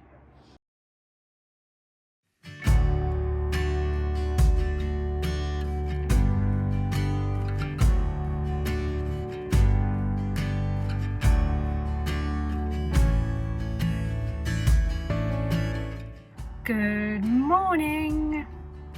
Okay, so we kind of messed up the day a little bit.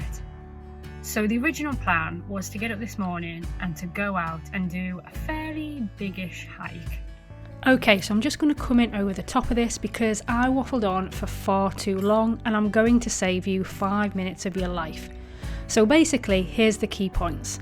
I couldn't sleep the night before, which meant that I slept in the following morning. It's now too late to go on a long walk, so instead we're going for a short walk from the campsite into Llandovery to see the castle. So let's go.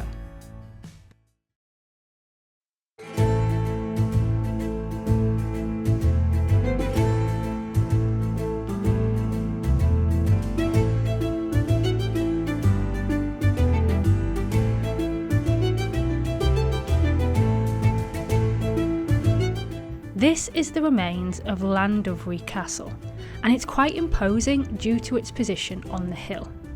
Now, the control of the castle actually alternated between the Welsh and the English until it was abandoned in 1490, and then it fell into disrepair.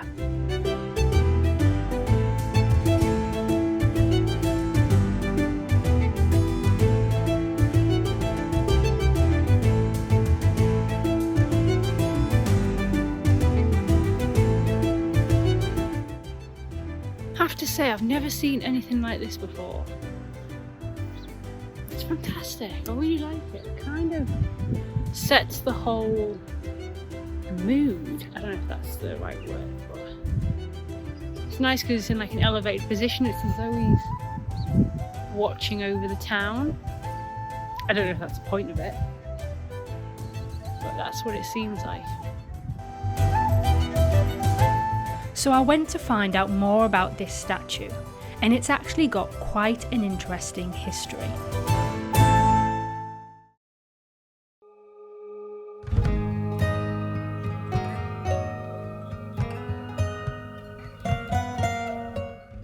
So, at the beginning of the 1400s, Henry IV of England led a huge army through Llandovery in search for someone whose name I can't pronounce.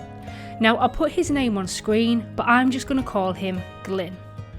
Now, on his search for this person, he captured another dude whose name I can't pronounce, but I'm just going to call him Llywelyn.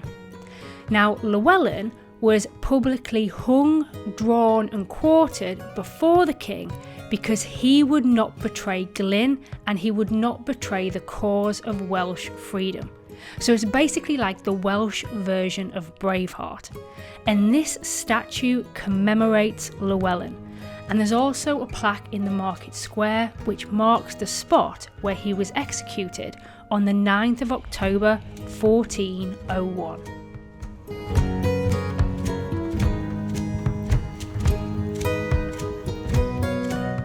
Now, after having a little wander around the town, we then had a gentle walk back to the campsite.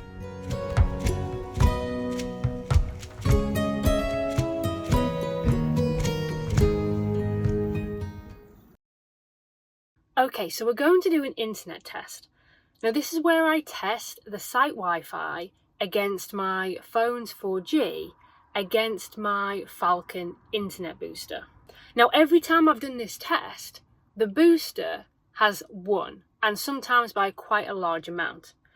However, last night when I was working, I needed to work out, okay, which one would be quicker to upload some files, and I did a quick test of all three, and the internet booster actually came in last place. However, I didn't put the internet booster outside last night, so it was just here on the side. That might be why. So I've gone outside, I've stuck it to the outside of the pod, so let's do another test and see where it comes. Okay, so we're connected to the site Wi-Fi.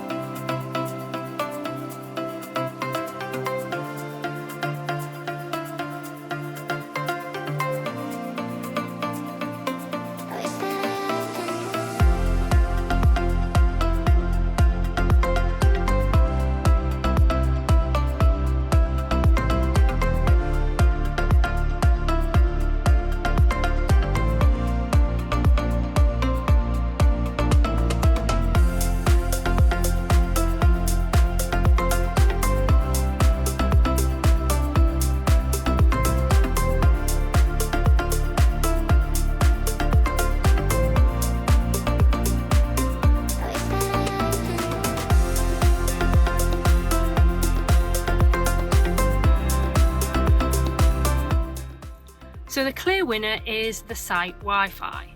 Now, of course, not every site offers Wi-Fi, and even if they do offer Wi-Fi, it doesn't mean that's going to be a good connection. On this site, obviously, it makes more sense to use their Wi-Fi. However, if they didn't have this, then technically I would be better off using my phone. However, saying that, I would still use my booster because I have more internet available in that package than I do on my phone, and there's not that much difference between these two figures.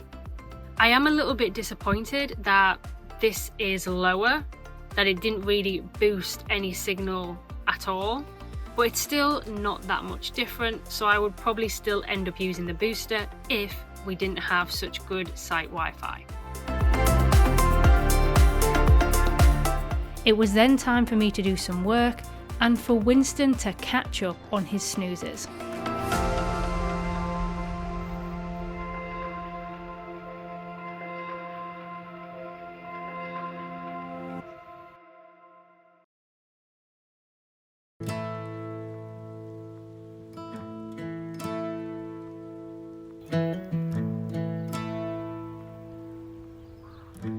Now today I did manage to get up in time and we're off to do a big hike.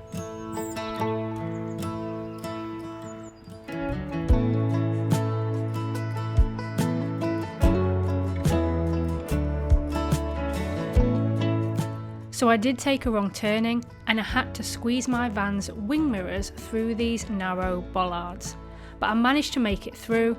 I got back onto the main road, which really is a lovely road to drive down.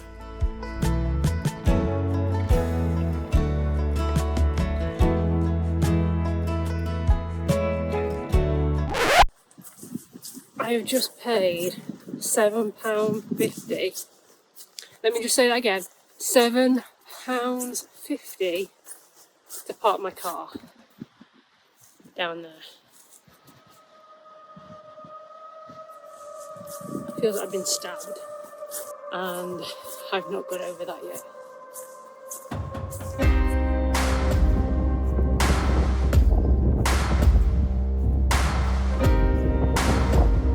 So I didn't think we'd get to do it, but we're actually hiking Penny Fan. Now technically this was closer to the campsite we were at previously than the one we're at now, but when I looked at the map, to get here was still only just a 30-minute drive because we could come down all the main roads. So I thought for the sake of 30 minutes we can do it. We're not miles away. Yes, we're further away than the previous campsite, but we're still relatively close. So here we are hiking Penny Fan. Penny Fan is the highest peak in South Wales at 2,907 feet, and its name means the mountain's peak or the top of the summit. And this mountain is also used by the military as part of the selection process for the UK's Special Forces.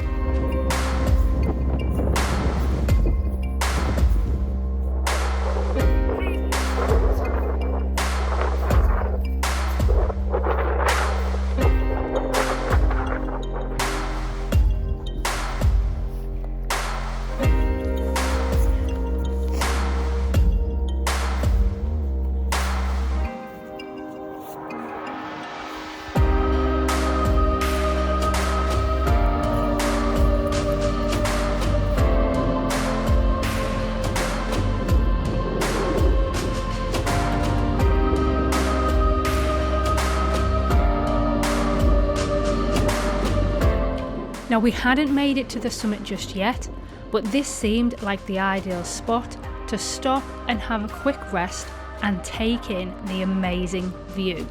Now my favourite part of it was the sun shining off the lakes in the distance.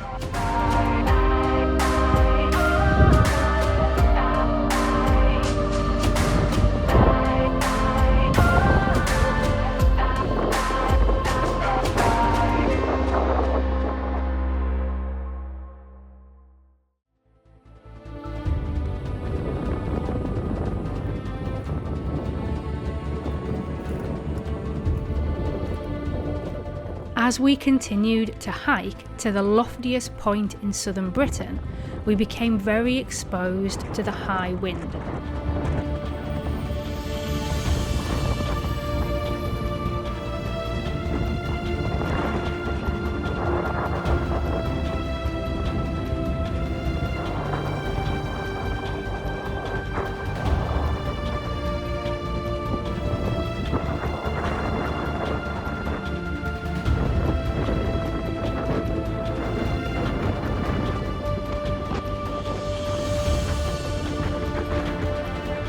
Now, seeing the summit was one thing, but you've not made it until you've touched it.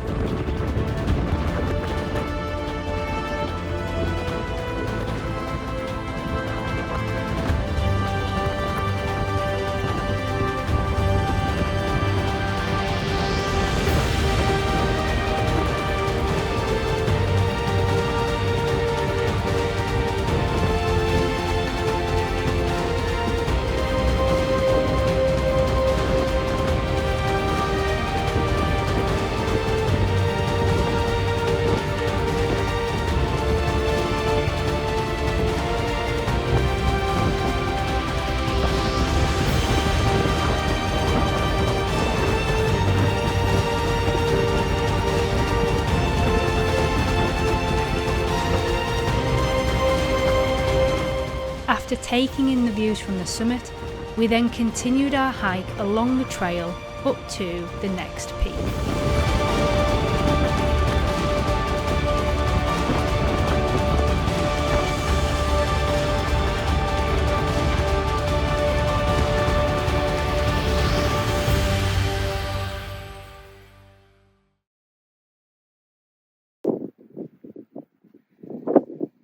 So we came up this way, went up there, see where the summit is, and we're going down, up this way, but then it goes over and go down the other side.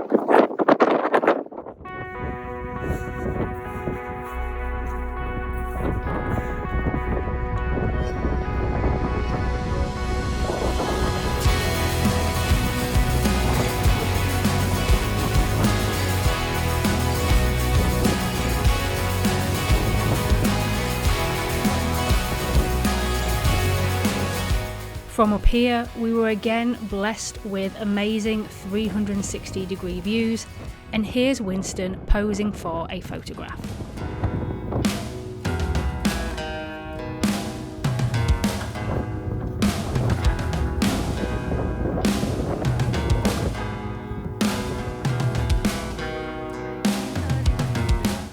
Now, on the way down, we had to do a little bit of scrambling, which is where Winston's harness comes into play.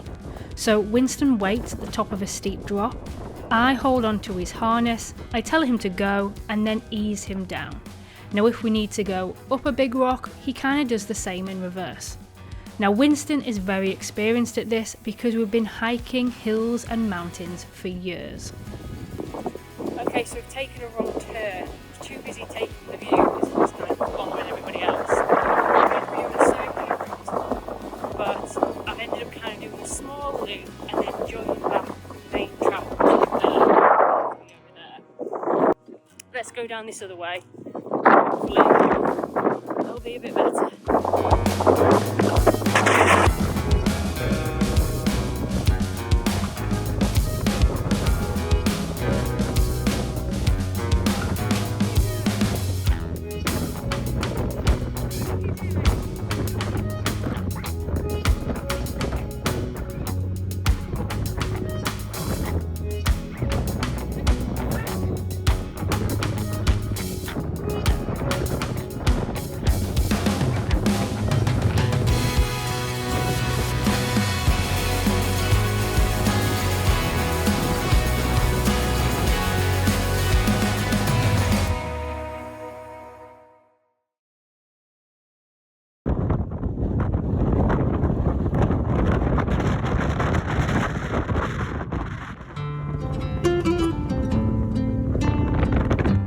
So this monument is what we've came to see, and I'll read you what it says.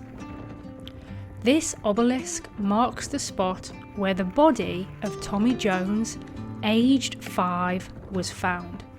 He lost his way between a farm and the log-in on the night of August 4th, 1900.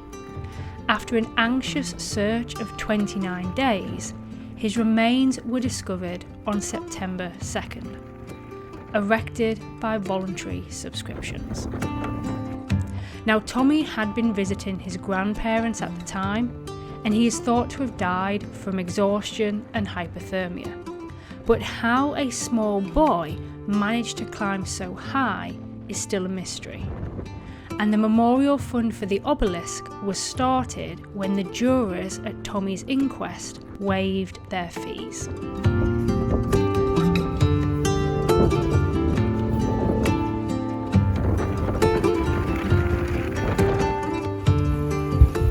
So that's Winston across.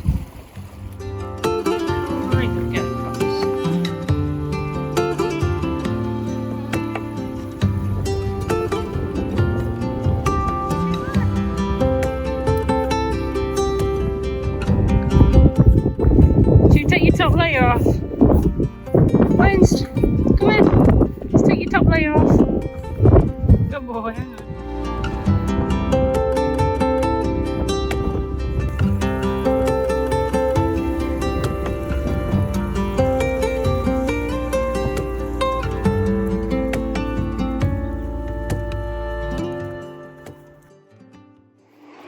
So we're now back down on the ground, just heading back to the car park. And it is lovely and warm and sunny. It's hard to believe that just a few moments ago we were surrounded by snow and fighting those cold, blustery winds. It's beautiful down there.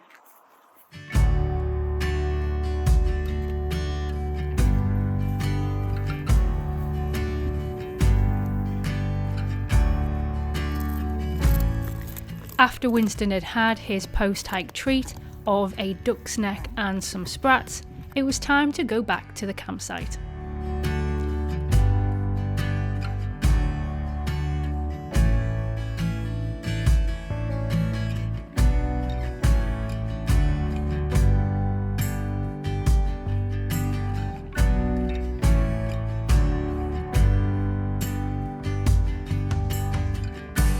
Once back at the pod, I had to transform the bed into a seating area and give it a quick clean.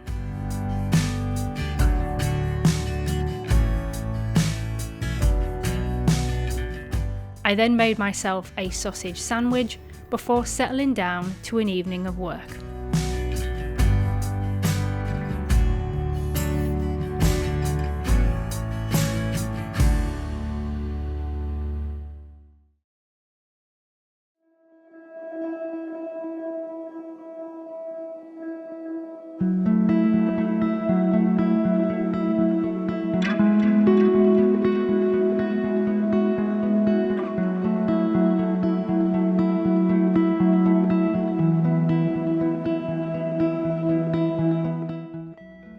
One of the small pleasures in life is being able to have breakfast and then climb back into bed, even if it is just for 20 minutes. Now, after that 20 minutes is up, Winston and I are having quite a more relaxing day today. Obviously, he did a big hike yesterday, probably the biggest that he's going to do at his age at the moment. I don't know if you can hear him, he's asleep under the duvet. So today's a pod day. Got to empty the chemical toilet, empty the wastewater, refill the fresh water, empty the bins, etc. But we are going to go on a small walk to... Now, I can't remember the name of it, I'll put it on the screen. But there's a little wood nearby. Now, I tried to get to it last time when we walked into the town, but the trail took us through somebody's property. Now, I know it's a public trail and I'm allowed to walk through it, but I don't like it. I don't like walking through people's property. It makes me feel really uncomfortable. So we turned around. But I have found another trail into the wood, so we'll go out the campsite in the other direction and then meet that trail and go in that way. So yeah, a little bit of casual exploration today. Okay, so I've lost a glove again. This is like deja vu. Deja vu? Is that how you pronounce it? But yeah, I think I know where it is and we're going back that way. So we're going to have to hope it's still there when we get back. I should think it is. It's so quiet, nobody's here. But yeah, I really need to stop half putting my gloves in my pockets, because they always end up falling out. But I do it and I go, oh, it'll be fine. And guess what? It's never fine. Now I've lost a glove. And this glove is no good without the other glove. So yeah, fingers crossed we can find it on the way back.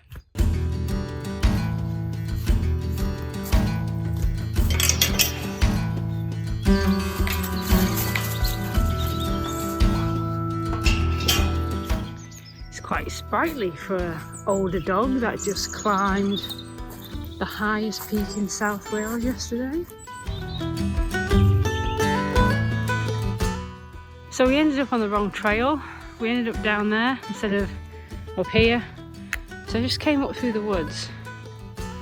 Look at these. Now at first glance, these tractors looked abandoned and non-running.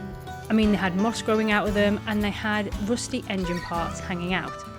But the thing that got me confused is this arm on the back of this green tractor. The arm looked newer and as though it was still functionable. So that left me rather confused about the whole situation.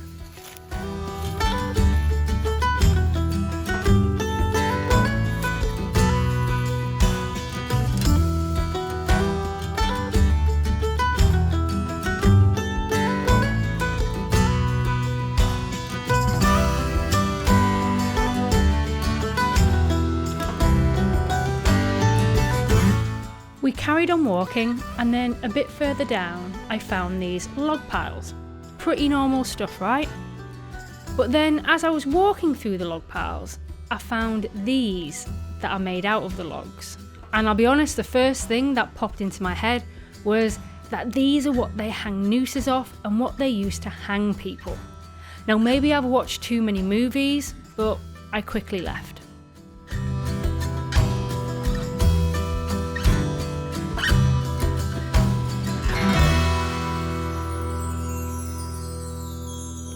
Go on, Pez.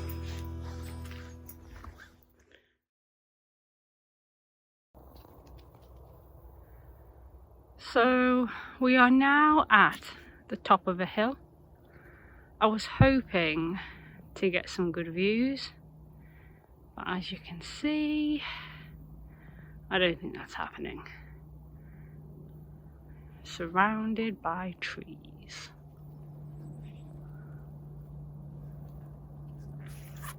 Where are you going, Winston? Should we head back? Eh? You head back. Come on then.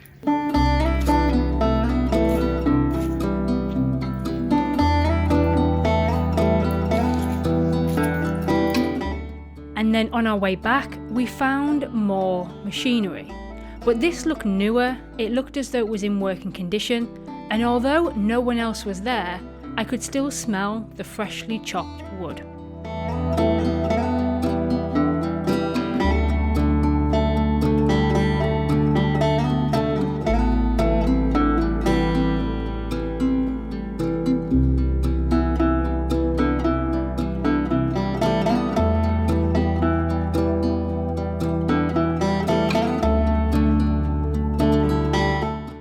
Do you know what's kind of spooky?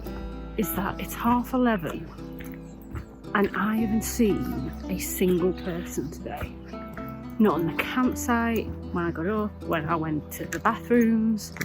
I haven't seen a person when I've been out on this walk, and it's made even more spooky by the fact I've been finding those like abandoned work sites. And it's Tuesday. Is it Tuesday? Yeah, it's Tuesday. So it's not as though it's a Sunday and nobody's working. So it's really creepy. I wonder if my wishes came true and I am now completely left on my own.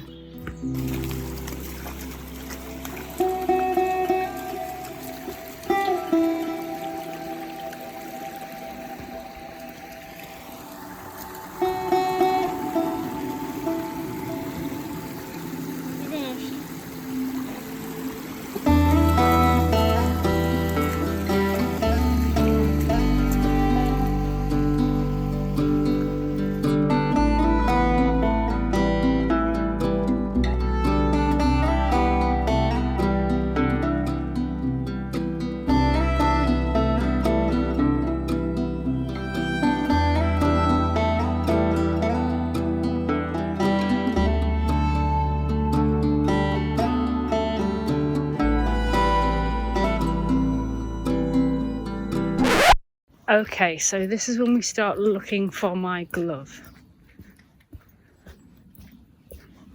Keep your eyes peeled, Vince.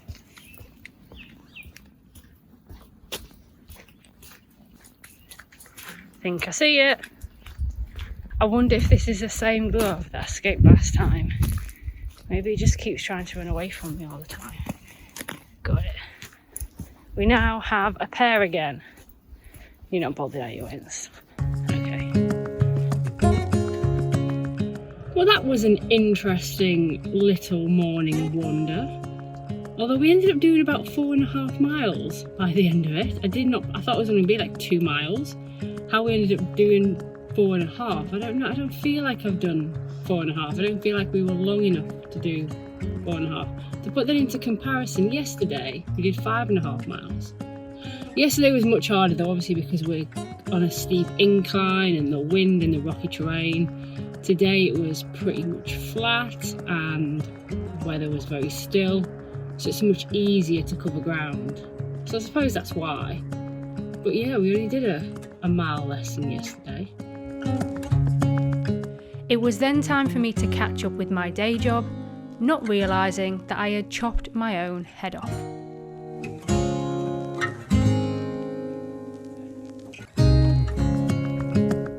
I've just been sat, working away in my own little world, and I'll just close the laptop, I turn around and I see this, and then I remember that I've just let a perfectly good cup of tea go cold. And I don't have a microwave. Is that a sin? If I was at home, I would warm up that cup of tea in the microwave. But because I don't have a microwave in the pod, it's just gonna have to go down the sink. How very un-British of me. Although, is it British to microwave your cup of tea? I don't know. I just don't like wasting anything.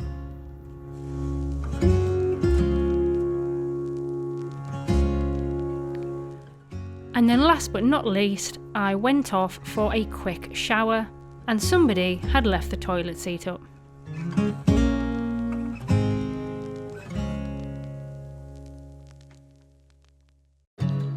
After putting the toilet seat back down for filming, here's a tour of the Erwlon Caravan and Camping Park in Llandovery in Wales. So this is one of the 4 family rooms. So you have a shower, a sink and a toilet all in one room, and it's like having your own bathroom. Now during the week, because the campsite was quiet, the main facilities were closed and you used the family rooms. But at the weekend, the main facilities opened up because everyone was coming to visit the site and their seasonal pitches. Now this is a full facilities campsite, so you have a pot washing area, laundry, chemical disposal, etc.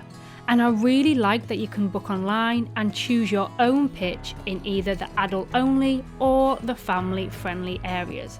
Now I chose pitched 5 in the adult only area. I also like that they have an enclosed off-lead dog area. It's just great to have a place where Winston can run around off-lead and play with his toy.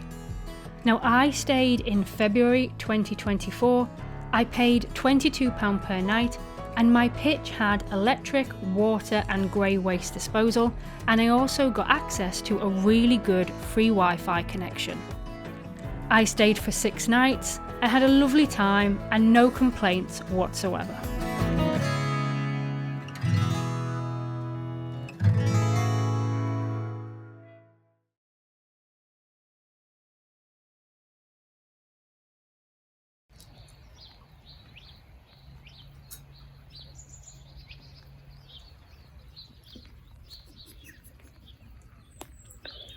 They're all gone once. You don't drop any. So yesterday's pod day didn't really go as planned. Firstly, I went for a much longer walk than I expected, and secondly, I ended up then just doing loads of work yesterday afternoon. So it was not relaxing at all. Now travelling is exhausting enough, but travelling whilst managing or trying to maintain your work levels is doubly exhausting. And although I absolutely love this, I have to be mindful that I do need rest days. when I'm going away for just short periods, it's not a problem because you can just bang it out and then recover when you get home. But it's so easy to burn out on long trips. So we're going to try this pod day again. I've had a very relaxing morning. I'm now just heading to the co-op to get a few food bits. And then we really are going to have a relaxing day. I'm going to sort out the few bits. I still haven't emptied the chemical toilet. I haven't emptied the wastewater. I haven't filled up the fresh. I haven't done any of that. So we can potter about and do that today. And Winston and I will just be happy with a few little tootles around the campsite. So that's the plan. Pod day, take 2.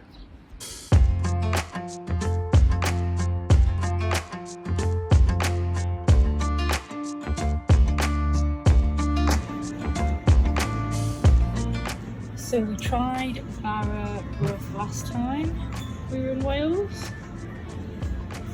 Now let's try some Welsh cakes.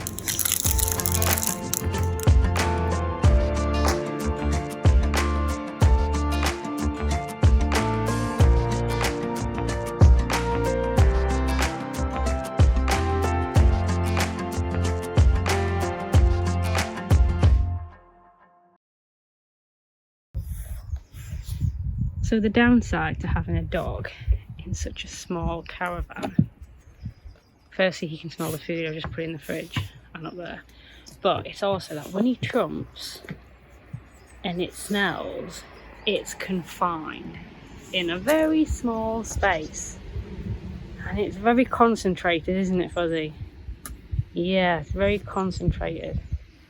So even in February, gotta have the door open for a while to get rid of your stench that came out of your bottom.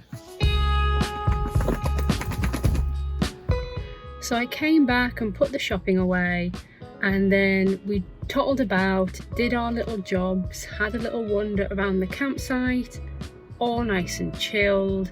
But now it's lunchtime, and because I bought loads of little bits from the co-op that were reduced, they obviously need eating, so the lunch is a little bit of everything. So I'm excited to try these hog roast and apple burgers, and I'm having them with chicken Italia, chicken chipolates with tomato, mozzarella, basil and garlic, made in small batches because we're big on flavour and quality and reduced price. So we're going to have them together with some peas. I've got no rice, so I'm going to have it with pasta. So a very strange mix, but you know, it's food. I'm grateful. It's going to be all right. I'm going to enjoy it, and I'm going to end up with a full belly, so I'm more than happy. And Winston is not a fussy eater, so he is happy too. I'm going to sit and watch and make sure I do it all properly. Over here. So I've just got these sausage out of the packet and put them in the pan, and they smell amazing. Even Winston's little nose started going. He almost fell off the chair. They smell really good. Not even cooked yet.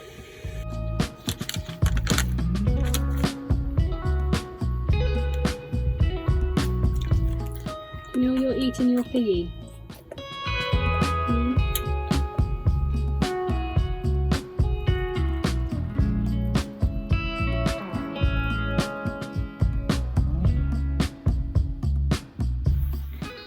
Got back in from the rain. I like it when Winston's got that nice taper. He lost that a bit when he was recovering from his injury. Got a little bit wide there. There's his spinal implants that you can see. He's lost a little bit again now that he's been adventurising, and it's good to see he's not so much of a potato. A little bit of a potato, but good boy. Right, let's try one of these Welsh cakes. Now it doesn't say what they are, it just says the ingredients and that they are Welsh cakes. But I don't know what fruit Welsh cakes are. So Let's have a taste test. Got a cup of tea on standby.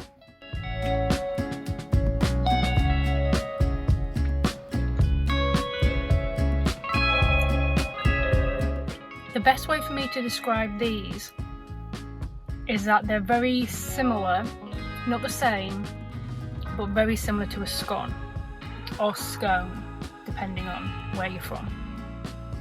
I feel like I need some butter with it. Tasty, similar to a scone.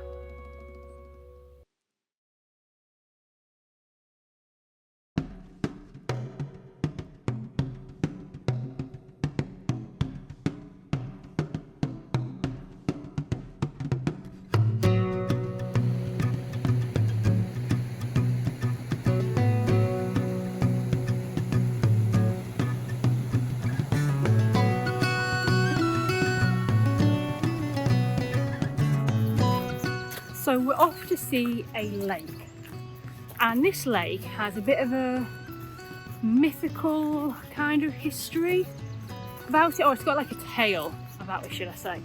Oh, hang on, my dog's having a poo. Let me just get that. Okay, so this lake has a mythical tale.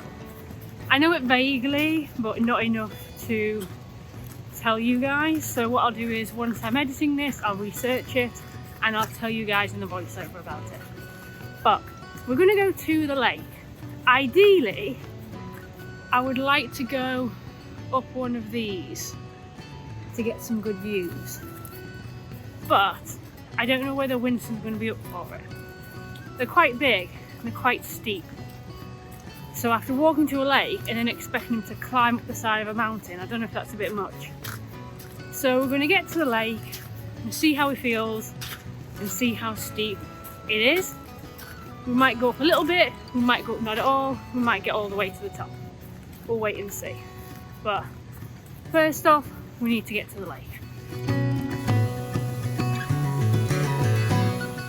So this folktale is known as the Lady of the Lake.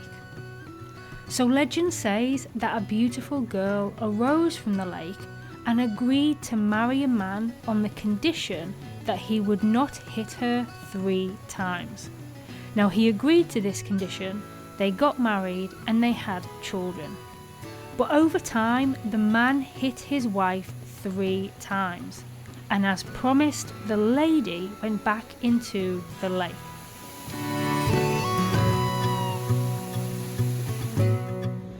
So that waterfall we just seen is on the other side of that little bridge where that tap is. It literally just flows over there.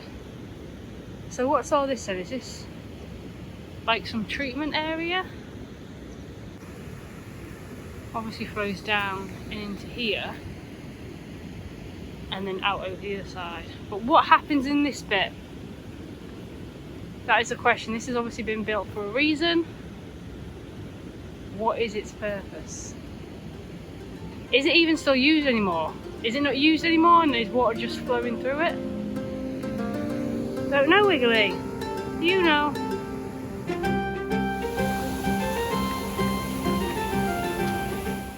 Now, as the lady went back into the lake, she took with her her prized cattle, including 4 oxen, which were ploughing at the time. And the oxen followed her into the lake, plough and all. And it does say that you can still see a well-marked furrow running across the mountain and into the lake.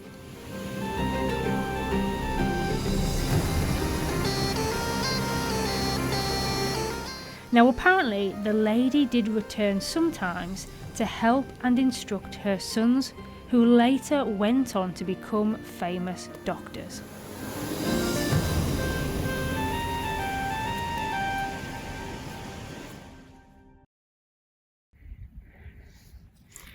Do not enter the water, it contains hidden machinery and deadly currents.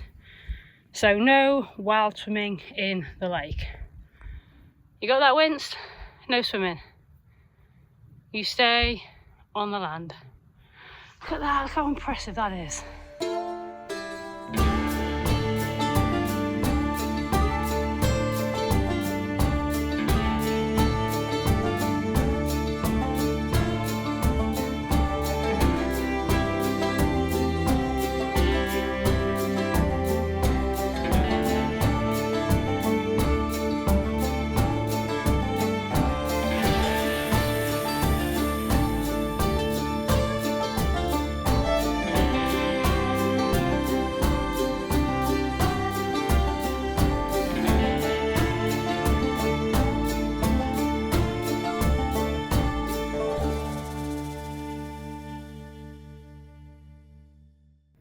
So for us to get up there, the path that we need to take is there, so you can see it. So it doesn't look very long, but it's very steep. But Winston seems to be doing alright so far. You know alright, aren't you, Furs? Hey, you good boy. So we're going to walk around there and see. We might only get to there, or we might get all the way to the top. We'll see. Ideally, if he was younger, I would go up and go all the way around, because I think that would just be absolutely epic. But no way is he going to make all of that and then come all the way back again and all the way down there back to the car. That would be far too much. It would be a bit insane. So we're just going to see how far we can get and what views we'll get from this point.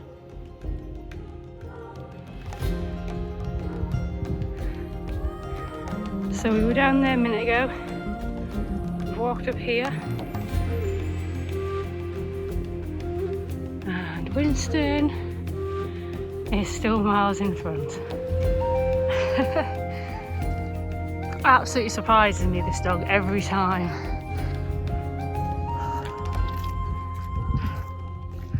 I think I'm struggling more than he is.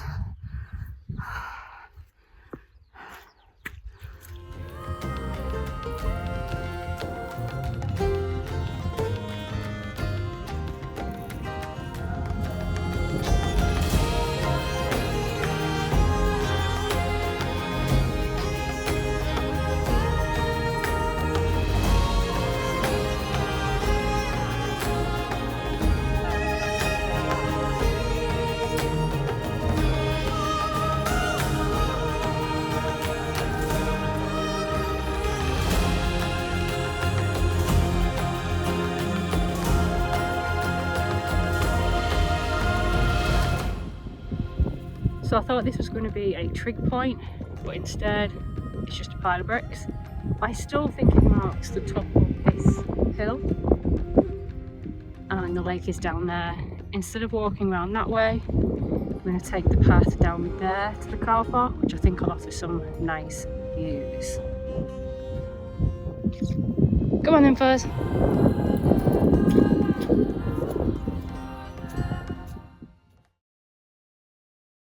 So after recording that video, my phone flashed to tell me that I'd run out of storage space and I couldn't do any more recording. So instead, I deleted some of my apps and I decided to take some photographs for you guys instead. So as I said in that video, we decided to go back down a different route.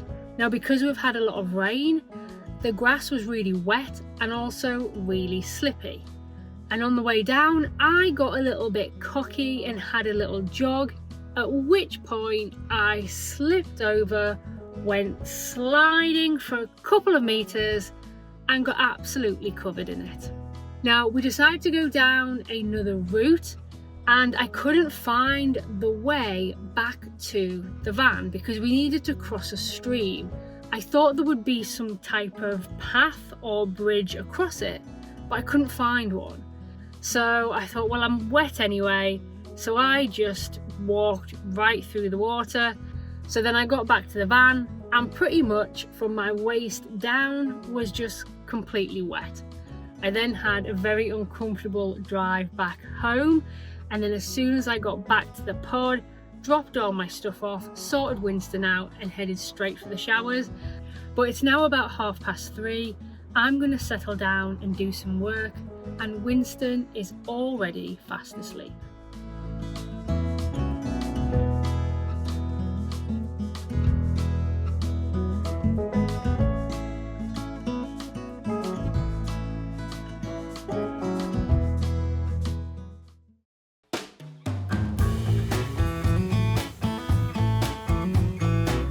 Winston, I'm trying to pack away. We need to move to our next campsite. This is not helpful.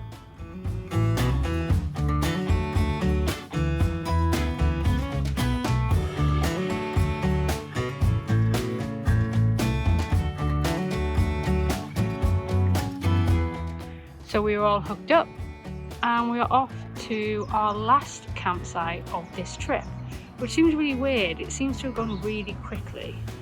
It's hard to believe that this is our last campsite move, and the next time I hitch up, we'll be heading home.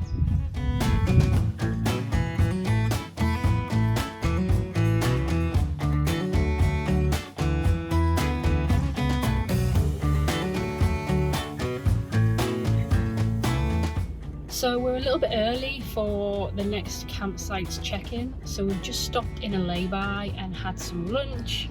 Winston is sleeping soundly, and we're now going to continue on. But I just want to tell you that in the time that I've been sat here, which is about 20 minutes, half an hour maybe, it has been sunny, it has rained, it has hailstoned, and now it's back to being sunny again. Literally in the space of 20 to 30 minutes. But luckily, it's coming back to sunny now. The clouds are clearing, like you see the rain clouds are over there, and the sunny clouds is that thing, but the bright skies are over that side, and they're coming over now. So hopefully we should have a nice remainder of the drive, and by the time we get to the campsite, it should hopefully be dry to pitch. I really don't like pitching anyway. So hopefully that was it. We just had it, it's done, and we can crack on with our day.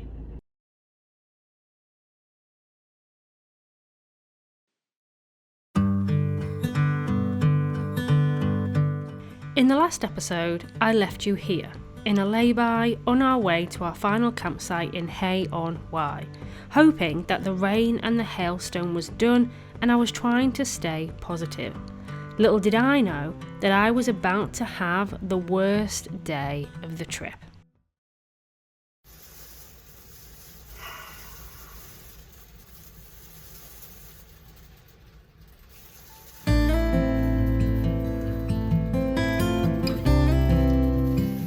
Okay, so I just came and sat in the van because I'm having a little bit of a moment. So I got here, it was raining. Reversed the caravan onto pitch, kind of went okay, and then I'm trying to pitch everything up, but the pitch is quite unlevel. It doesn't look it looks as though it's quite flat, but it's not. It actually sloping a lot. Now the levelling block I've got isn't big enough, so I tried like manoeuvring the caravan in different places, and it was going up the block and down the block and up the block and down the block. In the end I put one of my grip mats underneath it, and I felt that give it a better height, so it's pretty much almost level. The problem is, because you drove one side up and you lift one side, the other side comes lower. That's obviously how it levels out. Now the side that's become low is where my wastewater container goes, and it now won't fit underneath, so the bucket won't fit underneath with the waste pipe. So I don't know, it just started hailing and I was just, I'm done now. Why is this taking so long? Why is something that's usually really simple? So now this isn't a big issue, but after weeks of travelling and working and adventurising, I was worn out with no brain power left to problem solve this small issue. So I went into shutdown. Just gonna get myself back together and then I'll go outside and sort it out. Just some days I find it really frustrating and I get really angry, and I tend to have, like, did you say anger issues? I'm not quite sure that's it, but now I think I've learned, instead of getting angry and frustrated, I just kind of just stop and just sulk, I suppose. I sulk now instead of getting angry. So I'm just going to sulk for a few minutes, and then I'm going to go out and think of a solution. I think I'm going to have to just put the pod in a different position on the pitch, but I don't know what that is yet. Might go side on. That might be the best bet. So I asked at reception if I could put my pod sideways on the pitch, and they kindly agreed. Now when you look at the pitch, it obviously doesn't look that unlevel, but it does actually sink downwards to the side. So where my pod is, you'll see that the hitch is quite low, but the back of the pod is quite high. But this is fine because I can still fit my wastewater underneath. So all in all, it's problem solved. So it's 4:45 and I've only just finished pitching. I don't know why that took so long. It was as though everything I was doing just took twice as long than it usually does. 2 or 3 people turned up, pitched and left, and I was still trying to sort out my little pod. It was very frustrating. And I was like, am I doing something wrong? Why is nothing going right for me today? An example is I couldn't find water, so I went up to get some water, couldn't find it, was walking around the campsite. In the end, I had to go to reception. She told me where the water was and everything was fine. But obviously that makes it take a little bit longer. Another thing was I got out my 10-metre electrical cable thinking that would be plenty, but it wasn't. So I had to wrap that back up, put that away and get out my 25-metre cable. Just loads of little things like that. Like I was putting stuff back in the van when I actually needed it, so then I had to go back in and get it back out again. So yeah, 4:45 and I've just finished pitching. I arrived here, I think, about 1:45. Why did that take so long? I have no idea. I mean, I did spend about 15 minutes sulking, so I don't think that helped. But I'm now going to have a cup of tea and one of my Welsh cakes.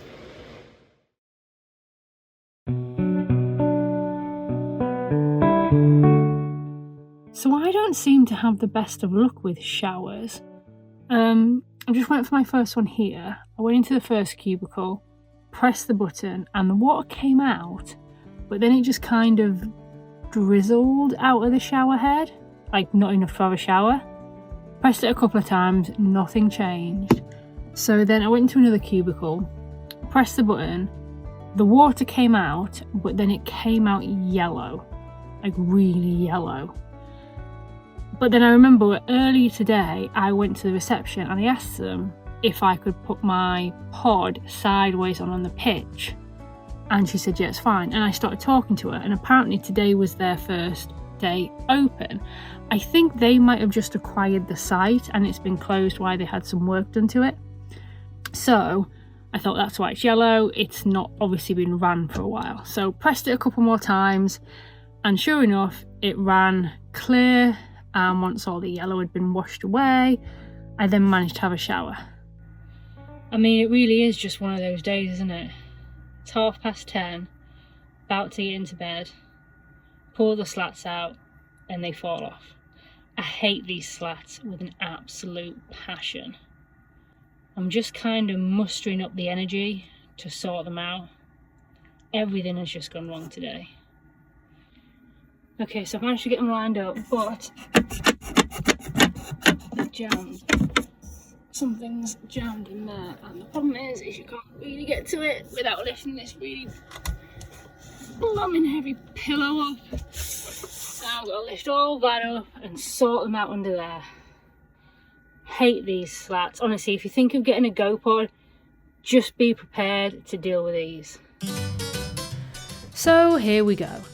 I'd undone the blockage, but at the same time I accidentally dislodged the last slat, so when I pulled them out, they all just fell on the floor. So then after losing the will to live, I had to put them all back on again, one by one, trying not to knock the other ones off as I do it. You'll see in the video that they fall off quite easily. Overall, it was just a very testing day. At this point, it was almost 11 o'clock at night. I was tired, I was done, and all I wanted to do was go to bed.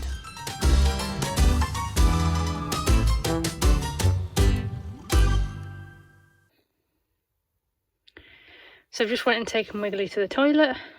Wiggly did a poo. I picked up the poo, and the poo bag split. And I got poo all over my hands. Perfect end to a perfect day. Hey, Winst? But I am done with today. Let's get to bed, Wiggles. Hey.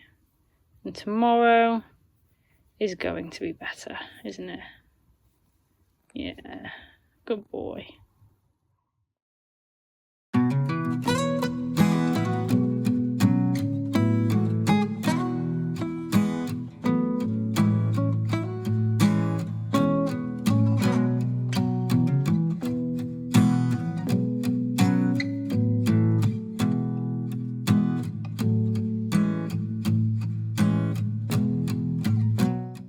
So I'm wondering what to do today. Winston and I have just got up and had breakfast. He's laid next to me having his morning snoozes. And I feel like I don't want to do anything today. I feel like I want to have a pod day. But at the same time, I feel like I should go somewhere. I was going to go into Hay-on-Wye, into the little town. There's a few things to see around the town. There's a castle and there's a walk down the river that we were going to do. But a couple of problems. Firstly, it's Saturday. I don't like going places on a Saturday. Secondly, the weather. Now I know it's drizzly, which I don't really mind, but it was meant to be snowing, so it was forecasted that there was a possible chance of snow this morning. Now, obviously it's not snowed, but it just makes the rain is really cold and the weather outside is really cold. I don't know if that makes sense, but yeah, it's not that nice rain.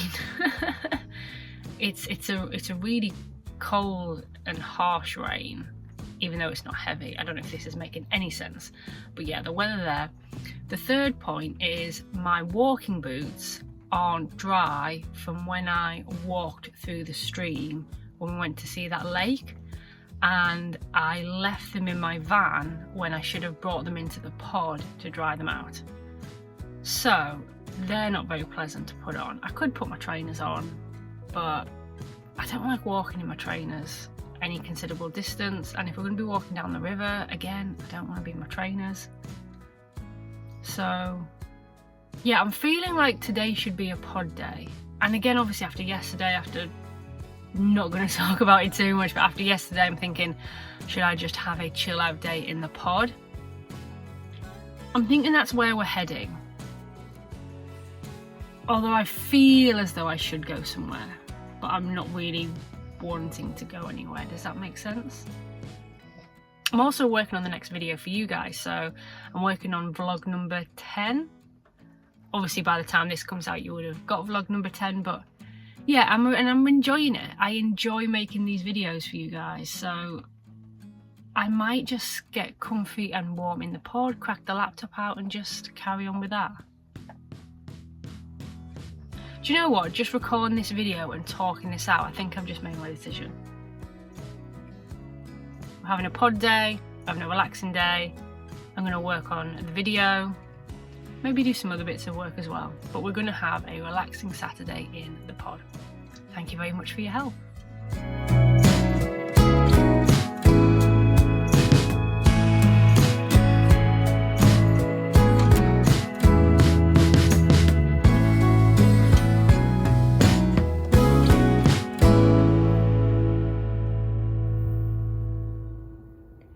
Nice clean pod. Well, it kind of was clean, then I got all the tech stuff out and now it all looks cluttered again. But I've had to give Winston his own pillow because he likes to lay down here. This is like his little spot. The problem is that behind here is the control panel, and okay, you can't see it on the video, but there's lots of switches down here. And what he sometimes does is he lays on the switches and switches everything off.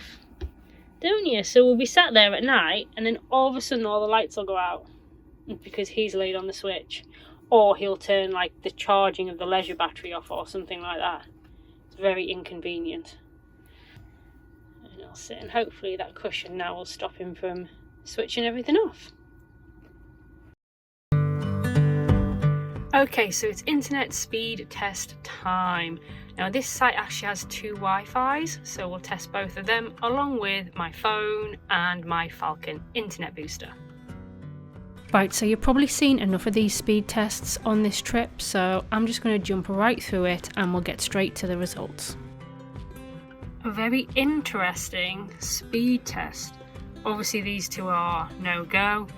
It's nice that they offer site Wi-Fi, but this isn't really workable. My iPhone wasn't that great either. The booster smashed it out the water on the upload speed and wasn't so great on the download speed, but only 3 megabytes per second behind, which is pretty negligible really. So for my work, I'm actually going to choose to use the booster. One, because I have an unlimited internet package on that, so I can use as much data as I want, where I'm a bit more limited on my phone package. And also because I have a lot of files to upload to my cloud, so obviously this is going to upload them much quicker. After setting my files to upload, I then made some pasta for lunch.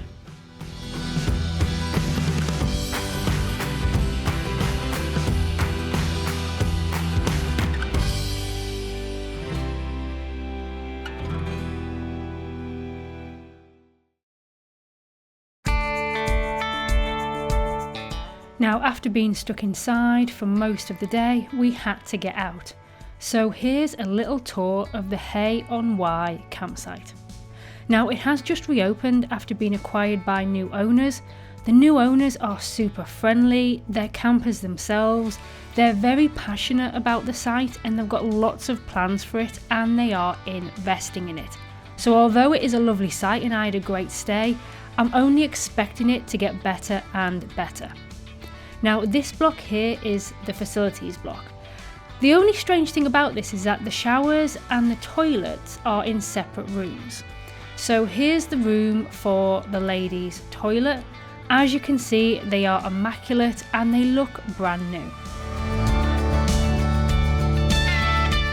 And then in a separate room next door to the toilets is the ladies' showers. Again, you can see they look brand new. Now, what I like about these showers is that they all come with complimentary shampoo, conditioner and body wash. And I love this big long caddy because I travel with a lot of toiletries, so it's nice to have somewhere to put them all when I'm having a shower. Now, Winston and I stayed at this campsite at the beginning of March in 2024.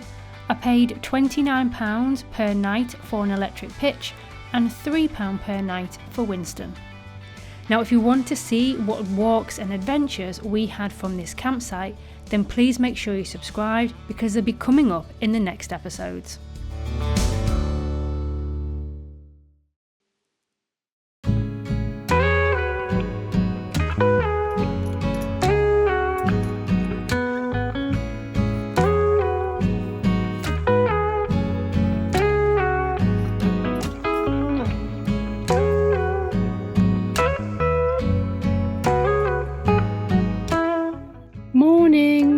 So it is an absolute glorious day today. It's amazing how much the weather affects my mood.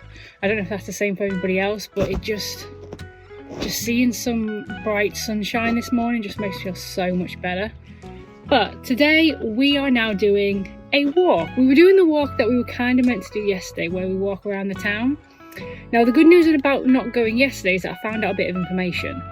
So I didn't think that we could walk into town from the campsite because straight out the door is a main A road and there's no footpath and it's quite bendy. So I didn't really feel safe walking down the side of it with my dog. So what I was going to do is going to drive into town, pay for parking and then do the route around town from there. However, after talking to a few people, it appears that there is a track out of one of the fields over the side, which means you can kind of loop around through the fields and into town without needing to drive and without needing to walk on the main road. So that is what we're going to do. And the weather is just glorious. Bright sunshine. Yes, it's still cold, but hey, it's still... Oh, it's not February anymore, it's March now. So the hair today is a half French braid to about there. Then my arms got tired, so I just plaited the rest of the way. I don't care how many arm workouts you do or how big your biceps are, try French braiding your hair because holding your hands above your head for a prolonged period of time or trying to keep hold of little bits of hair, that is an arm workout.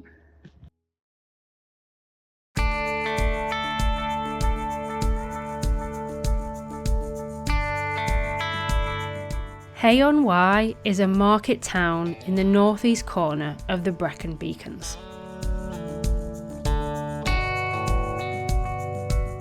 It's the national book town of Wales with over 20 bookshops, and it hosts the annual Hay Festival, which celebrates literature and attracts the most exciting thinkers, writers and artists.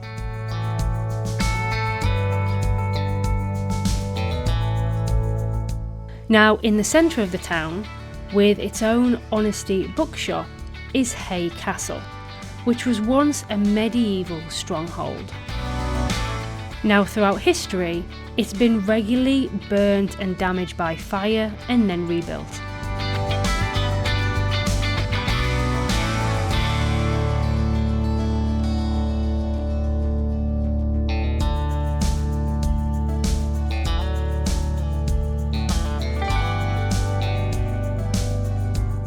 Today, the castle is home to a dog-friendly cafe and hosts regular tours, exhibition and events.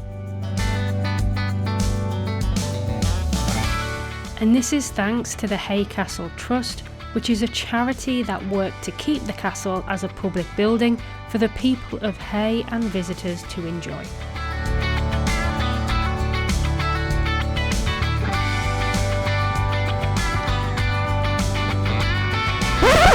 But now, Winston would like some off-lead time.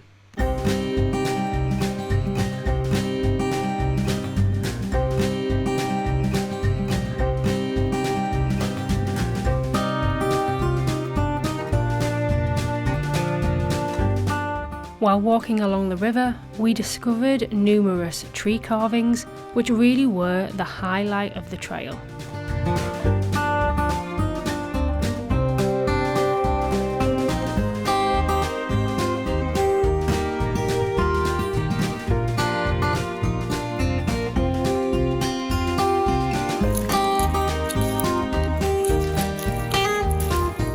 I'm not throwing it because it's too quick. You'll never catch it, and if you do catch it, you'll never get back again. You're not that strong of a swimmer to fight that current. Come on.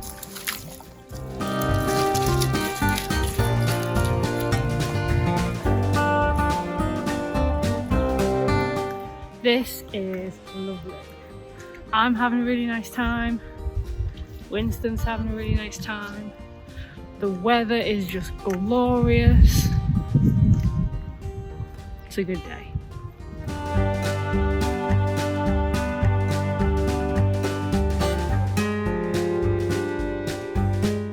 After having a lovely morning exploring the town, it was then time to go back to the pod.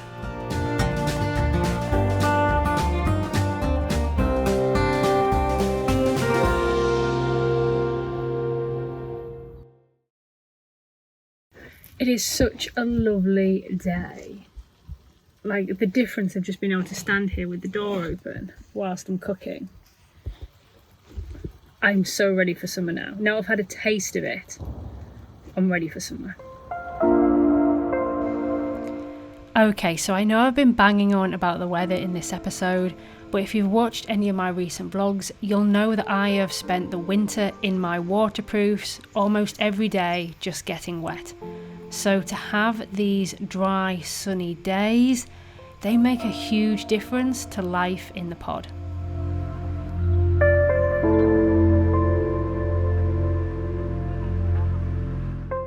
So it's about 11 o'clock at night and I've just been out to take Winston to the toilet before we go to bed. But I had to come in, get my glasses and go back outside because the sky is so clear and it is just full of stars. Now I have to wear my glasses because I can't see distances very well, so I can see quite close. I don't know whether that's nearsighted or farsighted, but distances is what I struggle with. So I can see the stars, but they're a little bit blurry without my glasses. But when I put my glasses on, you can just see them all. And I've just been stood outside with Winston for, I don't know, I actually lost track of time. I just stood there just staring upwards. And I almost felt like I could touch them. They were that close. Now unfortunately I can't take a photograph of them on my camera, and I really don't know how to use my actual camera enough to take night sky photography. But yeah, it was almost like I could touch them. They were that close. So yeah, it's moments like that I just stand there and you just stare at it. You don't get that from a hotel.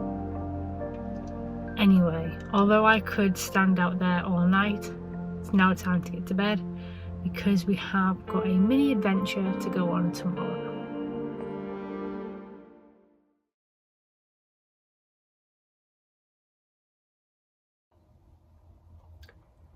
I woke up this morning about 7:30. It's only about 8 o'clock now. Turned the tap on and no water was coming out. Heard the motor running, but no water came out the tap. I thought, that's strange. I thought, oh, maybe I ran out of water. But then I was like, I'm sure I put extra in yesterday. Anyway, go outside to see this. It's frosty.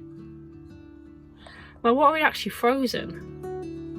Which is strange. I didn't think it was cold enough to freeze, and I don't feel that cold. I know I'm sat here with like my hood and stuff, but I don't feel cold. Maybe I'm acclimatizing to cold weather.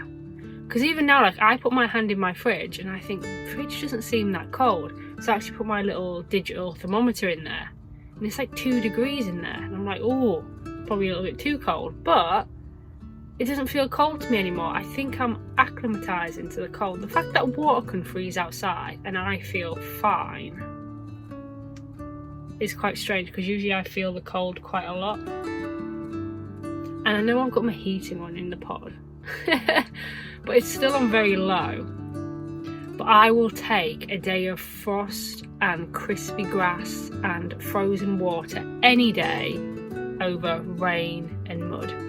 Much prefer these cold, frosty, clear, blue sky days to grey, rain, mud, miserable, windy weather. Anyway, I need to get dressed because we're going out.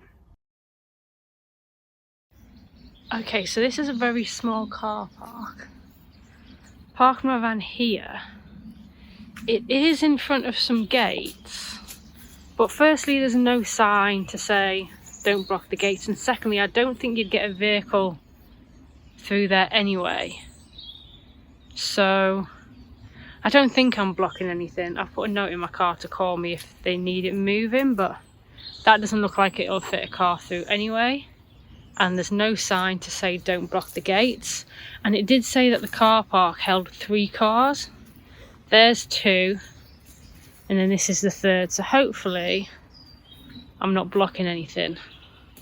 There's nowhere else for me to park, and like I said, there's no sign to say not to park there, so we're parking there. Hopefully it'll still be there when we get back.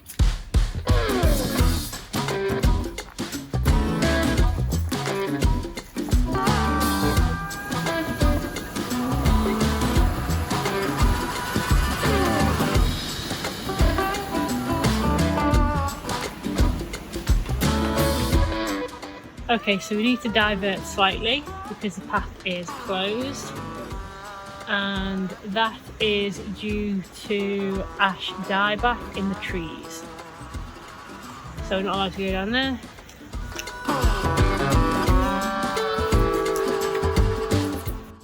So you're probably wondering why we're traipsing through all of this mud. Well, let me show you.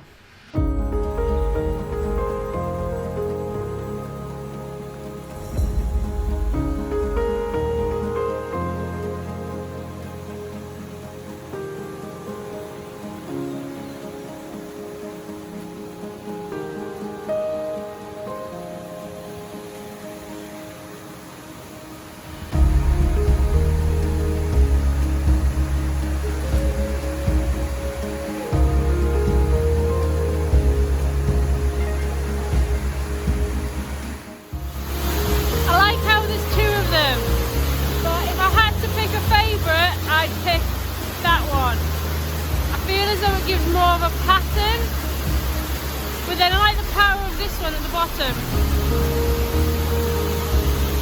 I like them both. I just like waterfalls. So I really want to go down here, to climb across that, and then to stand there at the bottom. I don't mind that so much, but I don't think we'll get back up this if we go down it.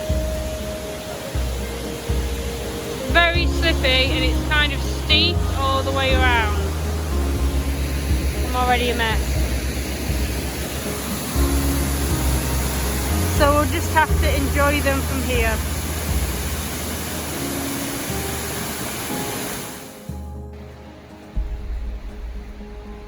Winston is off following his nose.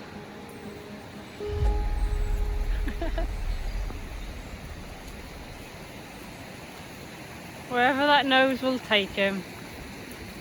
Now we're meant to go down there to see another waterfall, but it's closed because of the ash dieback, so we'll have to miss that one this time.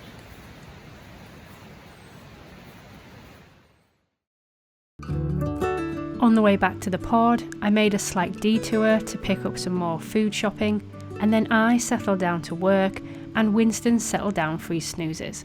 And just to prove that Winston also wags his tail in his sleep, here is some video evidence.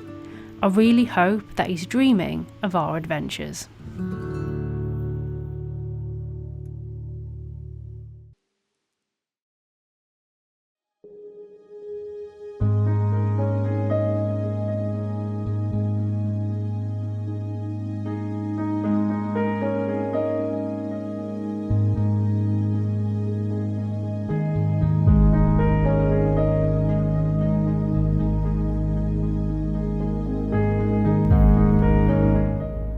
I've just had to stop in the middle of the road because look at the view out of my windscreen right now.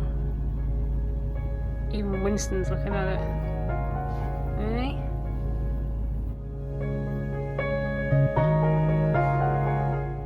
That's just spectacular.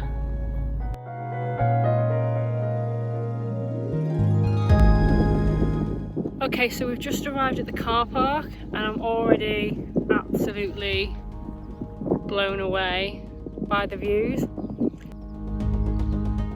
It's really weird. I was driving back from getting fuel yesterday and I saw all this green countryside and then these white mountains behind, and I remember thinking to myself, God, this looks amazing, what is that? And then who knew that it's actually what I'm hiking today.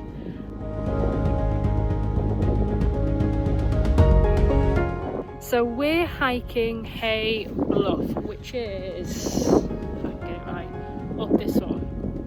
Now if Winston handles that okay, then what we're going to do is we're going to go up Hay-Bluff, then we're going to go across the top, and we're going to go across to Lord Hereford's Knob. That's what it's called. I'm not going to say that again, I'm just going to call it Lord Hereford's. But it's spelled K-N-O-B, so it's like doorknob. So yeah, we might end up going up Hay-Bluff and then coming down again, but hopefully we can get up Hay-Bluff and get across to Lord Hereford's as well, and then do a loop and come back again. But it all depends how the climb up goes. But yeah, we'll let you know.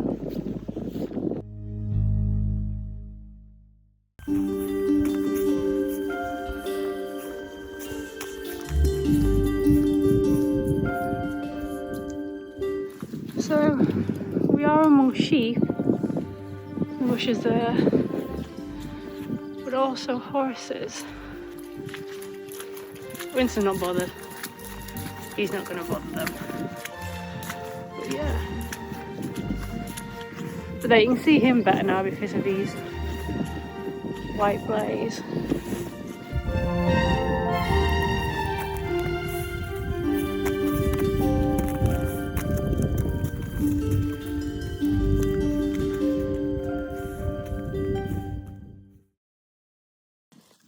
So as you can see, it's steep and it's slippy and it's icy, and just coming up that bottom bit there, I was thinking to myself, if I came really unprepared for this, should I have a pair of crampons on?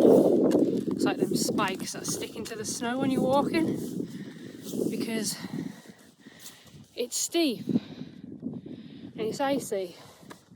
I thought, am I going to get up it? But a couple that just came walking down, I said morning to them, and I asked them, I said, have you guys got crampons on? And they said no. They said you can still do it. I said, we've been up and down, take it steady, you can still go. So he said So once you get past this icy bit, it turns into more snow anyway. So yeah, we're gonna keep going. But I do think a pair of crampons would have made this much easier.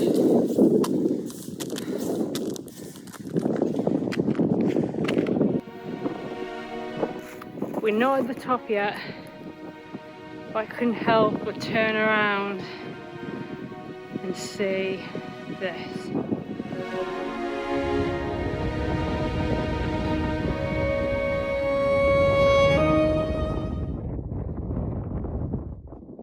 There's the van.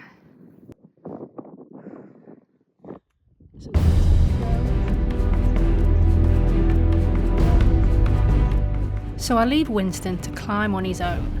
Now I wouldn't do this with just any dog, but Winston is an experienced hiker. He's been doing this for most of his life. I also know that if I need to, I can get him to wait where he is. I can get him to go to the left, to go to the right, or to come back to me if I need him to. He's also brilliant at following trails, navigating terrain, so for those reasons, I leave him to it.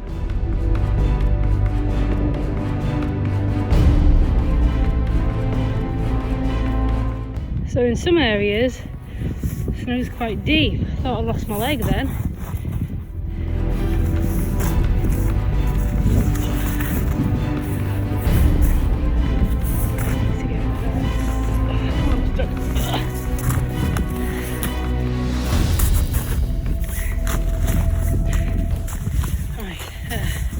That is deep. I'm surprised I've not lost Winston yet. He sinks in it, you won't be able to see him.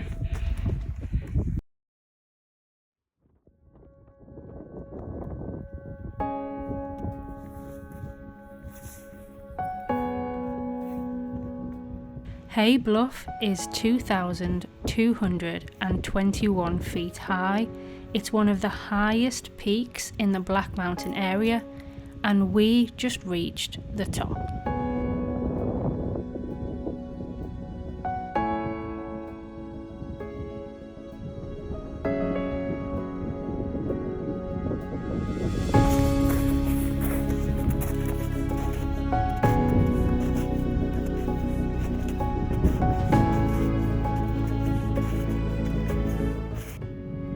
So we made it to the top of Hay Bluff. Now we were going to come up and then go back down, or possibly see about going across to Lord Hereford's. I don't fancy going down the way that we just came. It was very steep and obviously it was slippy and icy, and yeah, I don't feel safe going down it. So we're going to walk across the top that way toward Lord Hereford's. Now before you get to Lord Hereford's, there's a dip and then it goes back up again. That dip is quite gradual and it also rejoins the road that we are parked on, and it's a very, very quiet road. So what I'm going to do is going to walk across the top, go down the dip and then see how we feel at the bottom of the dip. It might be that we then just pick up the road and go back to the car, or we could do a slight incline again and then reach the top of Lord Hereford's. It all depends on how the walk is going to be across the top. It's a lot better because it's flatter and obviously you're not on an incline. The problem is the snow is quite deep, so sometimes you're kind of falling down it a little bit. For me it's not that bad. At some point it came up to just below my knees, but for Winston it's a lot of hard work for him, because when he obviously goes down in the snow he's got to get back out, and obviously he's not as tall as I am, so it's a little bit more hard work for him. So I'm thinking that it might be too much hard work to get him across to Lord Hereford's, but we might be able to get across to the road, which will be a steadier decline rather than going down the way that we came. But there's meant to be a really good viewpoint just down there, so we're going to go and have a look at that first, because there's some amazing views over there and we can't see them from here, although this is the Trig Point area. So let's go check that out first.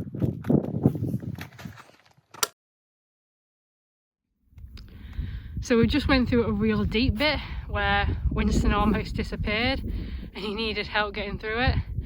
Tried to use my jacket and some leads to make a sled for him, but it just didn't work.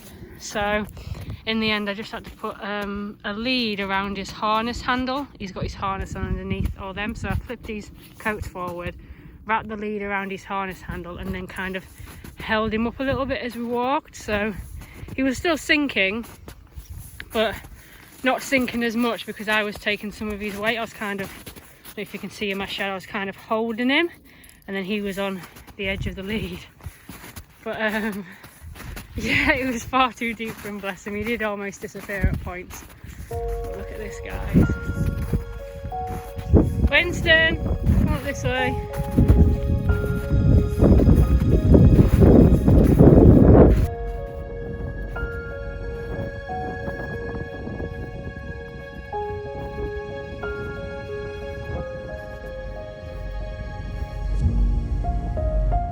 So there's the car park where we started.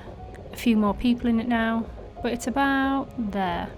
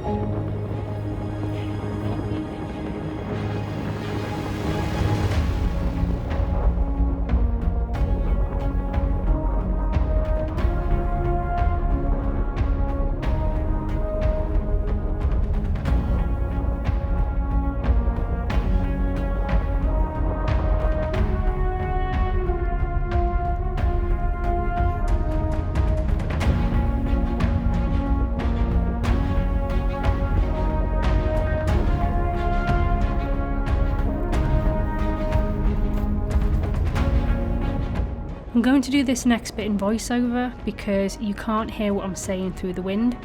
But basically the track that we were meant to be following is up there, but it's very deep in snow. So what we were doing is we were walking along the side of the mountain where the sun had melted the snow. Now in the distance, I believe that that peak there, that is Lord Hereford's, which at this point I had decided we weren't going to do today. Although this was a lovely walk across the top for me, it is still very difficult for Winston. So my goal at this point was just to get us down safely and in one piece. So the plan was to keep going, to go down the dip, and then to pick up this road all the way back to the car park. Now just before going down the dip, I managed to capture this footage of Winston, which looked as though he was just stood on the edge of the world.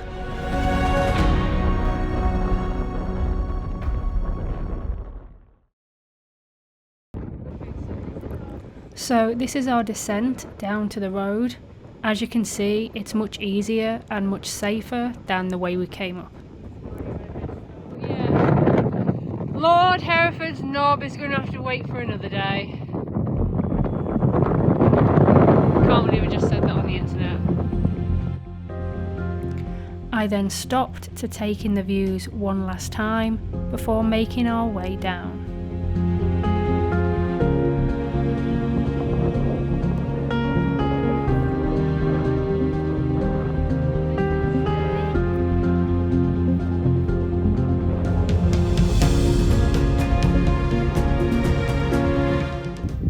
So now that Winston's out of the deep snow and he can run, or so I thought, he is absolutely not yet. I mean, he's stuck in deep snow again now, trying to get through it.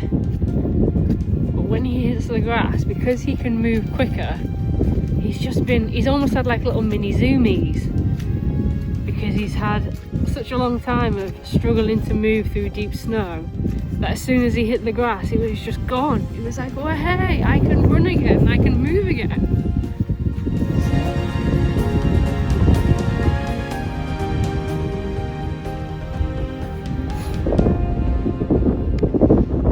Walked all along there, down this bit, and rejoined the road. Although we're going to walk down this side bit. But them views are still incredible, aren't they? Look at them, look at that. It fills my heart. That's the only way I can explain what these type of views do to me. It just can't explain the feeling. But anyway, Winst, let's continue down here. Come on then.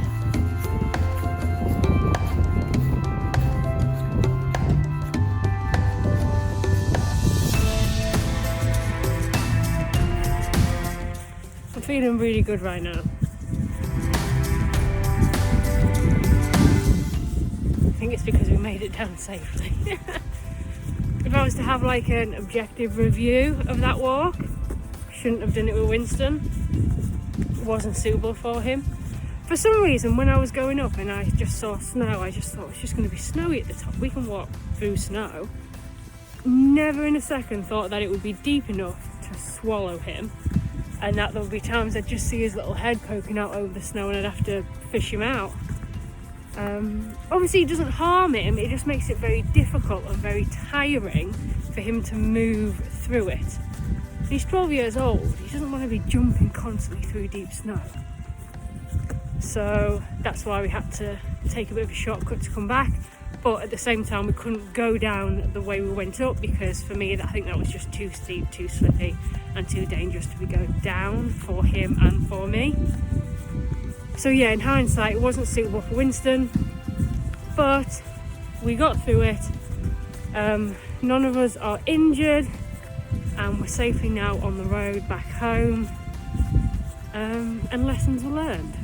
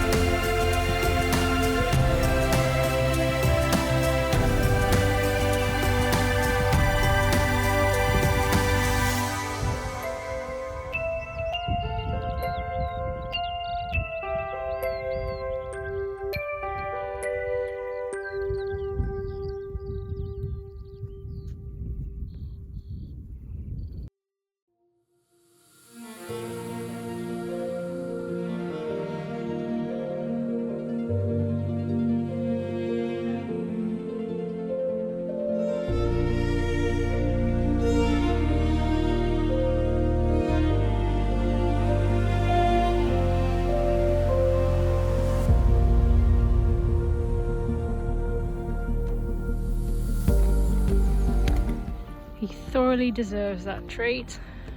He's got a duck's neck and some sprats.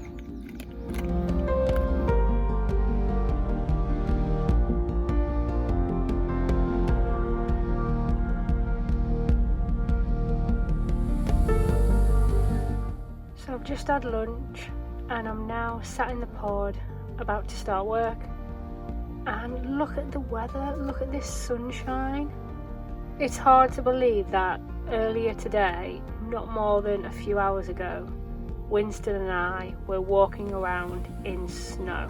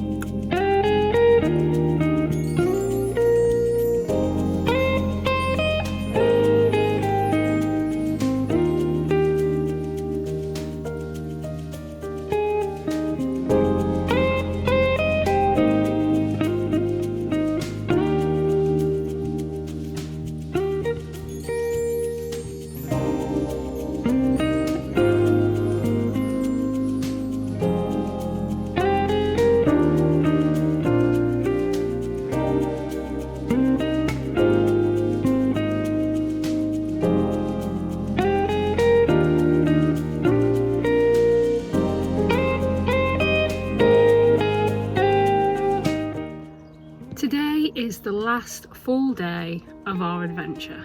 Tomorrow we go home. So Winston and I have decided to have a chill day, especially because yesterday was quite full on as well. So we woke up this morning, had breakfast, and then we went back to bed for some morning snuggles. It's now about 10:30. And I thought that we would walk back into town to that field where the river was, where we went a couple of days ago.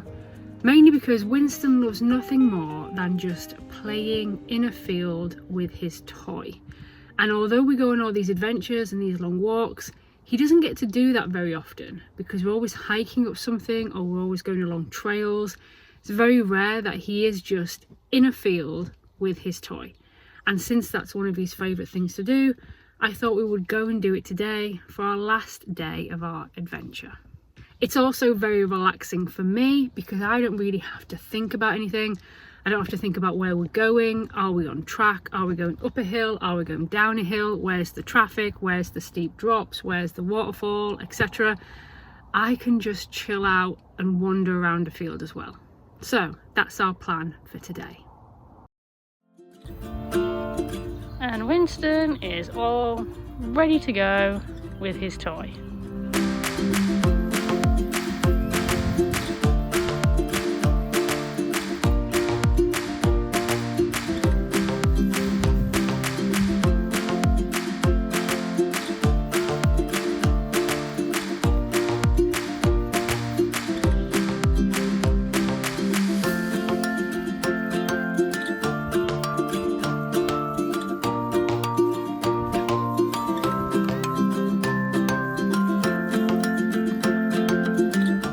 So let's play a little game. He's dropped the toy there, he is waiting there. He's expecting me to pick it up and then throw it for him. We're not going to, we're going to keep him there. I'm going to walk past it.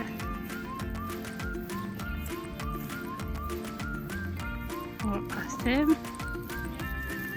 Now he's looking at me now, so he's lost like sight of the toy, if that makes sense. So now let's send him to go find it. Ready? Go! Now he's got to search for it.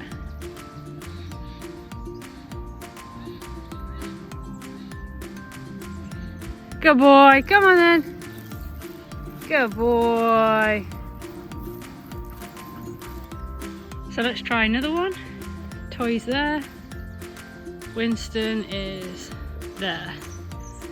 So, pick up the toy. Tell him to wait. Wait! Throw the toy. Oh, he's a bit out of practice, but he didn't move. I'm just going to pick up my food bag. He should be laying down, but he's not moved, so I'll let him off. And let's send him. Go!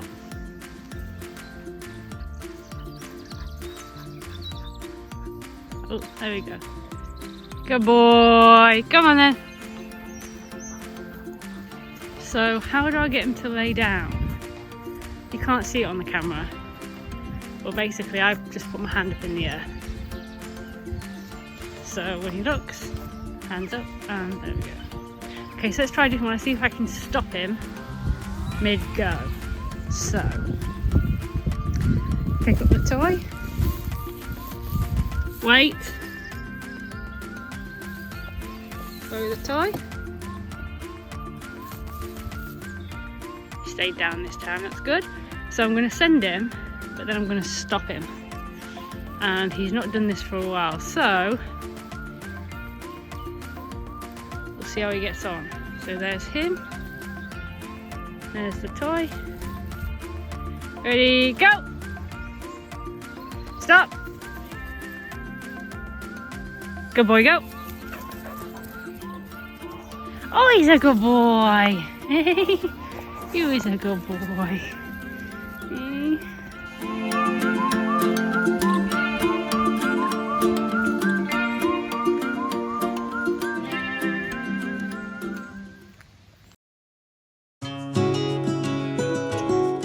Back at the pod, it was time to check the tyre pressure and nuts, ready for a long journey home.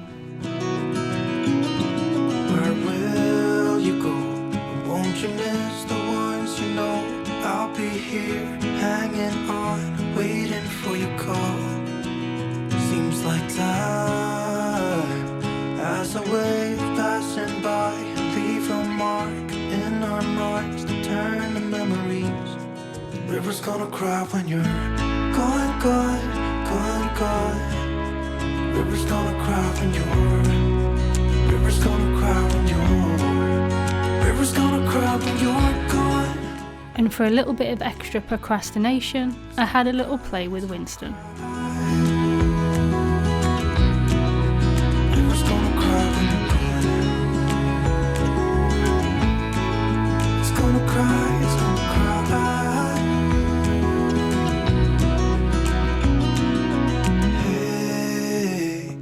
You want to leave this place where we grew up, this old town, just leave it all behind. The river's gonna cry when you're gone.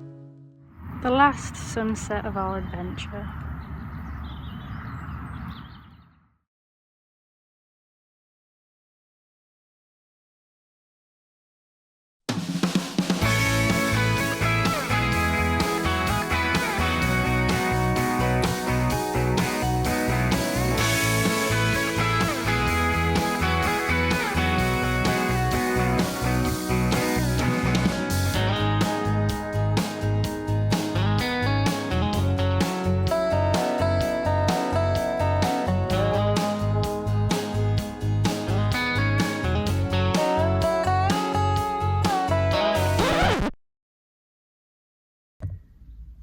So, in an unexpected turn of events, I'm currently at the side of the road waiting for the RAC.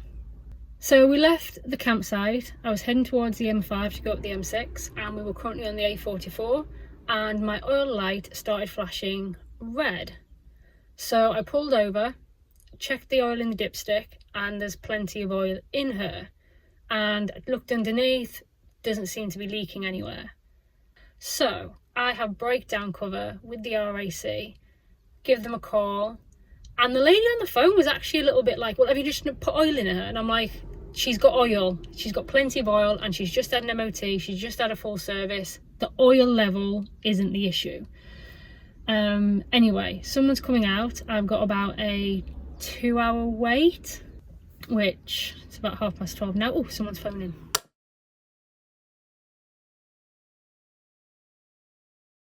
So I've just been running around outside holding my phone up in the air looking for 4G. For some reason I have 4G until someone phones me, and then I only have 3G, which is nice and convenient. But I said, is this something that can be fixed at the side of the road? He said, it all depends. He said, I don't want to really say. Anyway, whether we get home today or not is another question now. Now I have looked, there is a campsite just down the road. I don't know whether it's open at this time of year, it's just a pub campsite. But I was thinking that if the vehicle has to go to have something done to it, then I would just ask, well, I'll just phone that campsite and just say, can I stay the night whilst my vehicle gets fixed, because I'm meant to go home today and I don't actually know whether I'm going to get home now. So Winston's asleep, completely oblivious to what's going on, which I suppose is a good thing. But anyway, I'll keep you updated. Oh, it's all fun and games, this adventuring.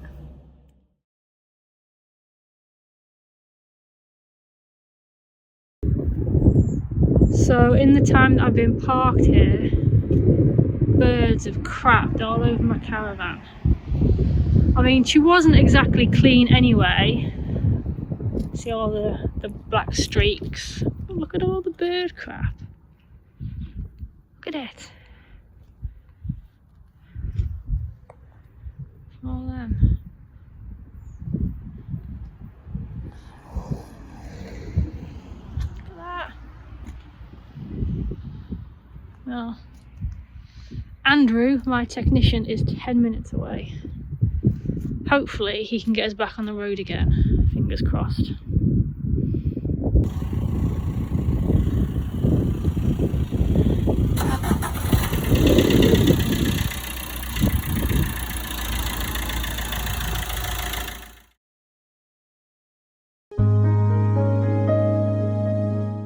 Now, I apologise for leaving you guys at the side of the road, but this is what happened. So the RAC guy turned up, and as soon as he got out of the van, he looked at me and said, "I think I know what the problem is." He then went and plugged in his computer, and a few moments later he told me that the van is flashing its oil light because she wants a service. And I said she's been serviced. She was serviced 8 weeks ago. She gets a full service every year with her MOT. And he said, well, the technicians haven't reset her service light. And I said, but why is it flashing red on the oil light? Why didn't it just come up on the dashboard saying service due? If it said service due or a picture of a little spanner came up, I would have been like, okay, she needs a service, she's had a service. I would have ignored it and I would have carried on driving. But apparently that's how Citroens tell you they want a service. They flash their oil light red. Now for me, I think that's completely insane, because I think that an oil light flashing red is telling me that oil isn't getting around the engine, which obviously can cause a very serious problem if I continue driving, especially if I'm towing and I'm driving for a long time. So like I said, I was planning on going 3 hours up the M6. That's not the time when you don't want oil to be going around your engine. So basically I'd sat at the side of the road and waited for about 2 hours for somebody to come and reset my service light. This then meant that we set off even later, and I ended up hitting Birmingham at rush hour traffic. So although we did get home, we got home a lot later than expected. I was hoping to get home at about 3 o'clock in the afternoon, but I didn't end up getting back till about 7:30 late in the evening. But the good news is that we did indeed get home that day, and my van's fine. So I had no big bill, we didn't have to go to a garage, I didn't have to stay anywhere for the night. So yes, it was inconvenient, and yes, I am annoyed that I waited so long for someone to reset my service light. But the good news is nothing's wrong and we made it home. Now this was quite a long adventure. So here's a reminder of what Winston and I got up to on our 25-day tour of the Brecon Beacons.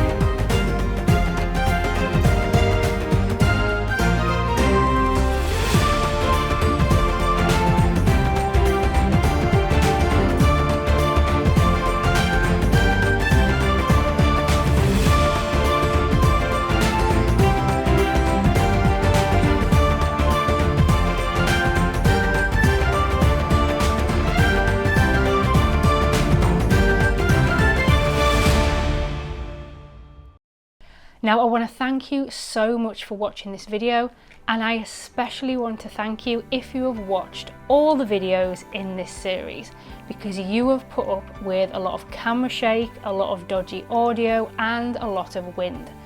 And that is because I've been filming, or I have filmed this whole series just on my phone.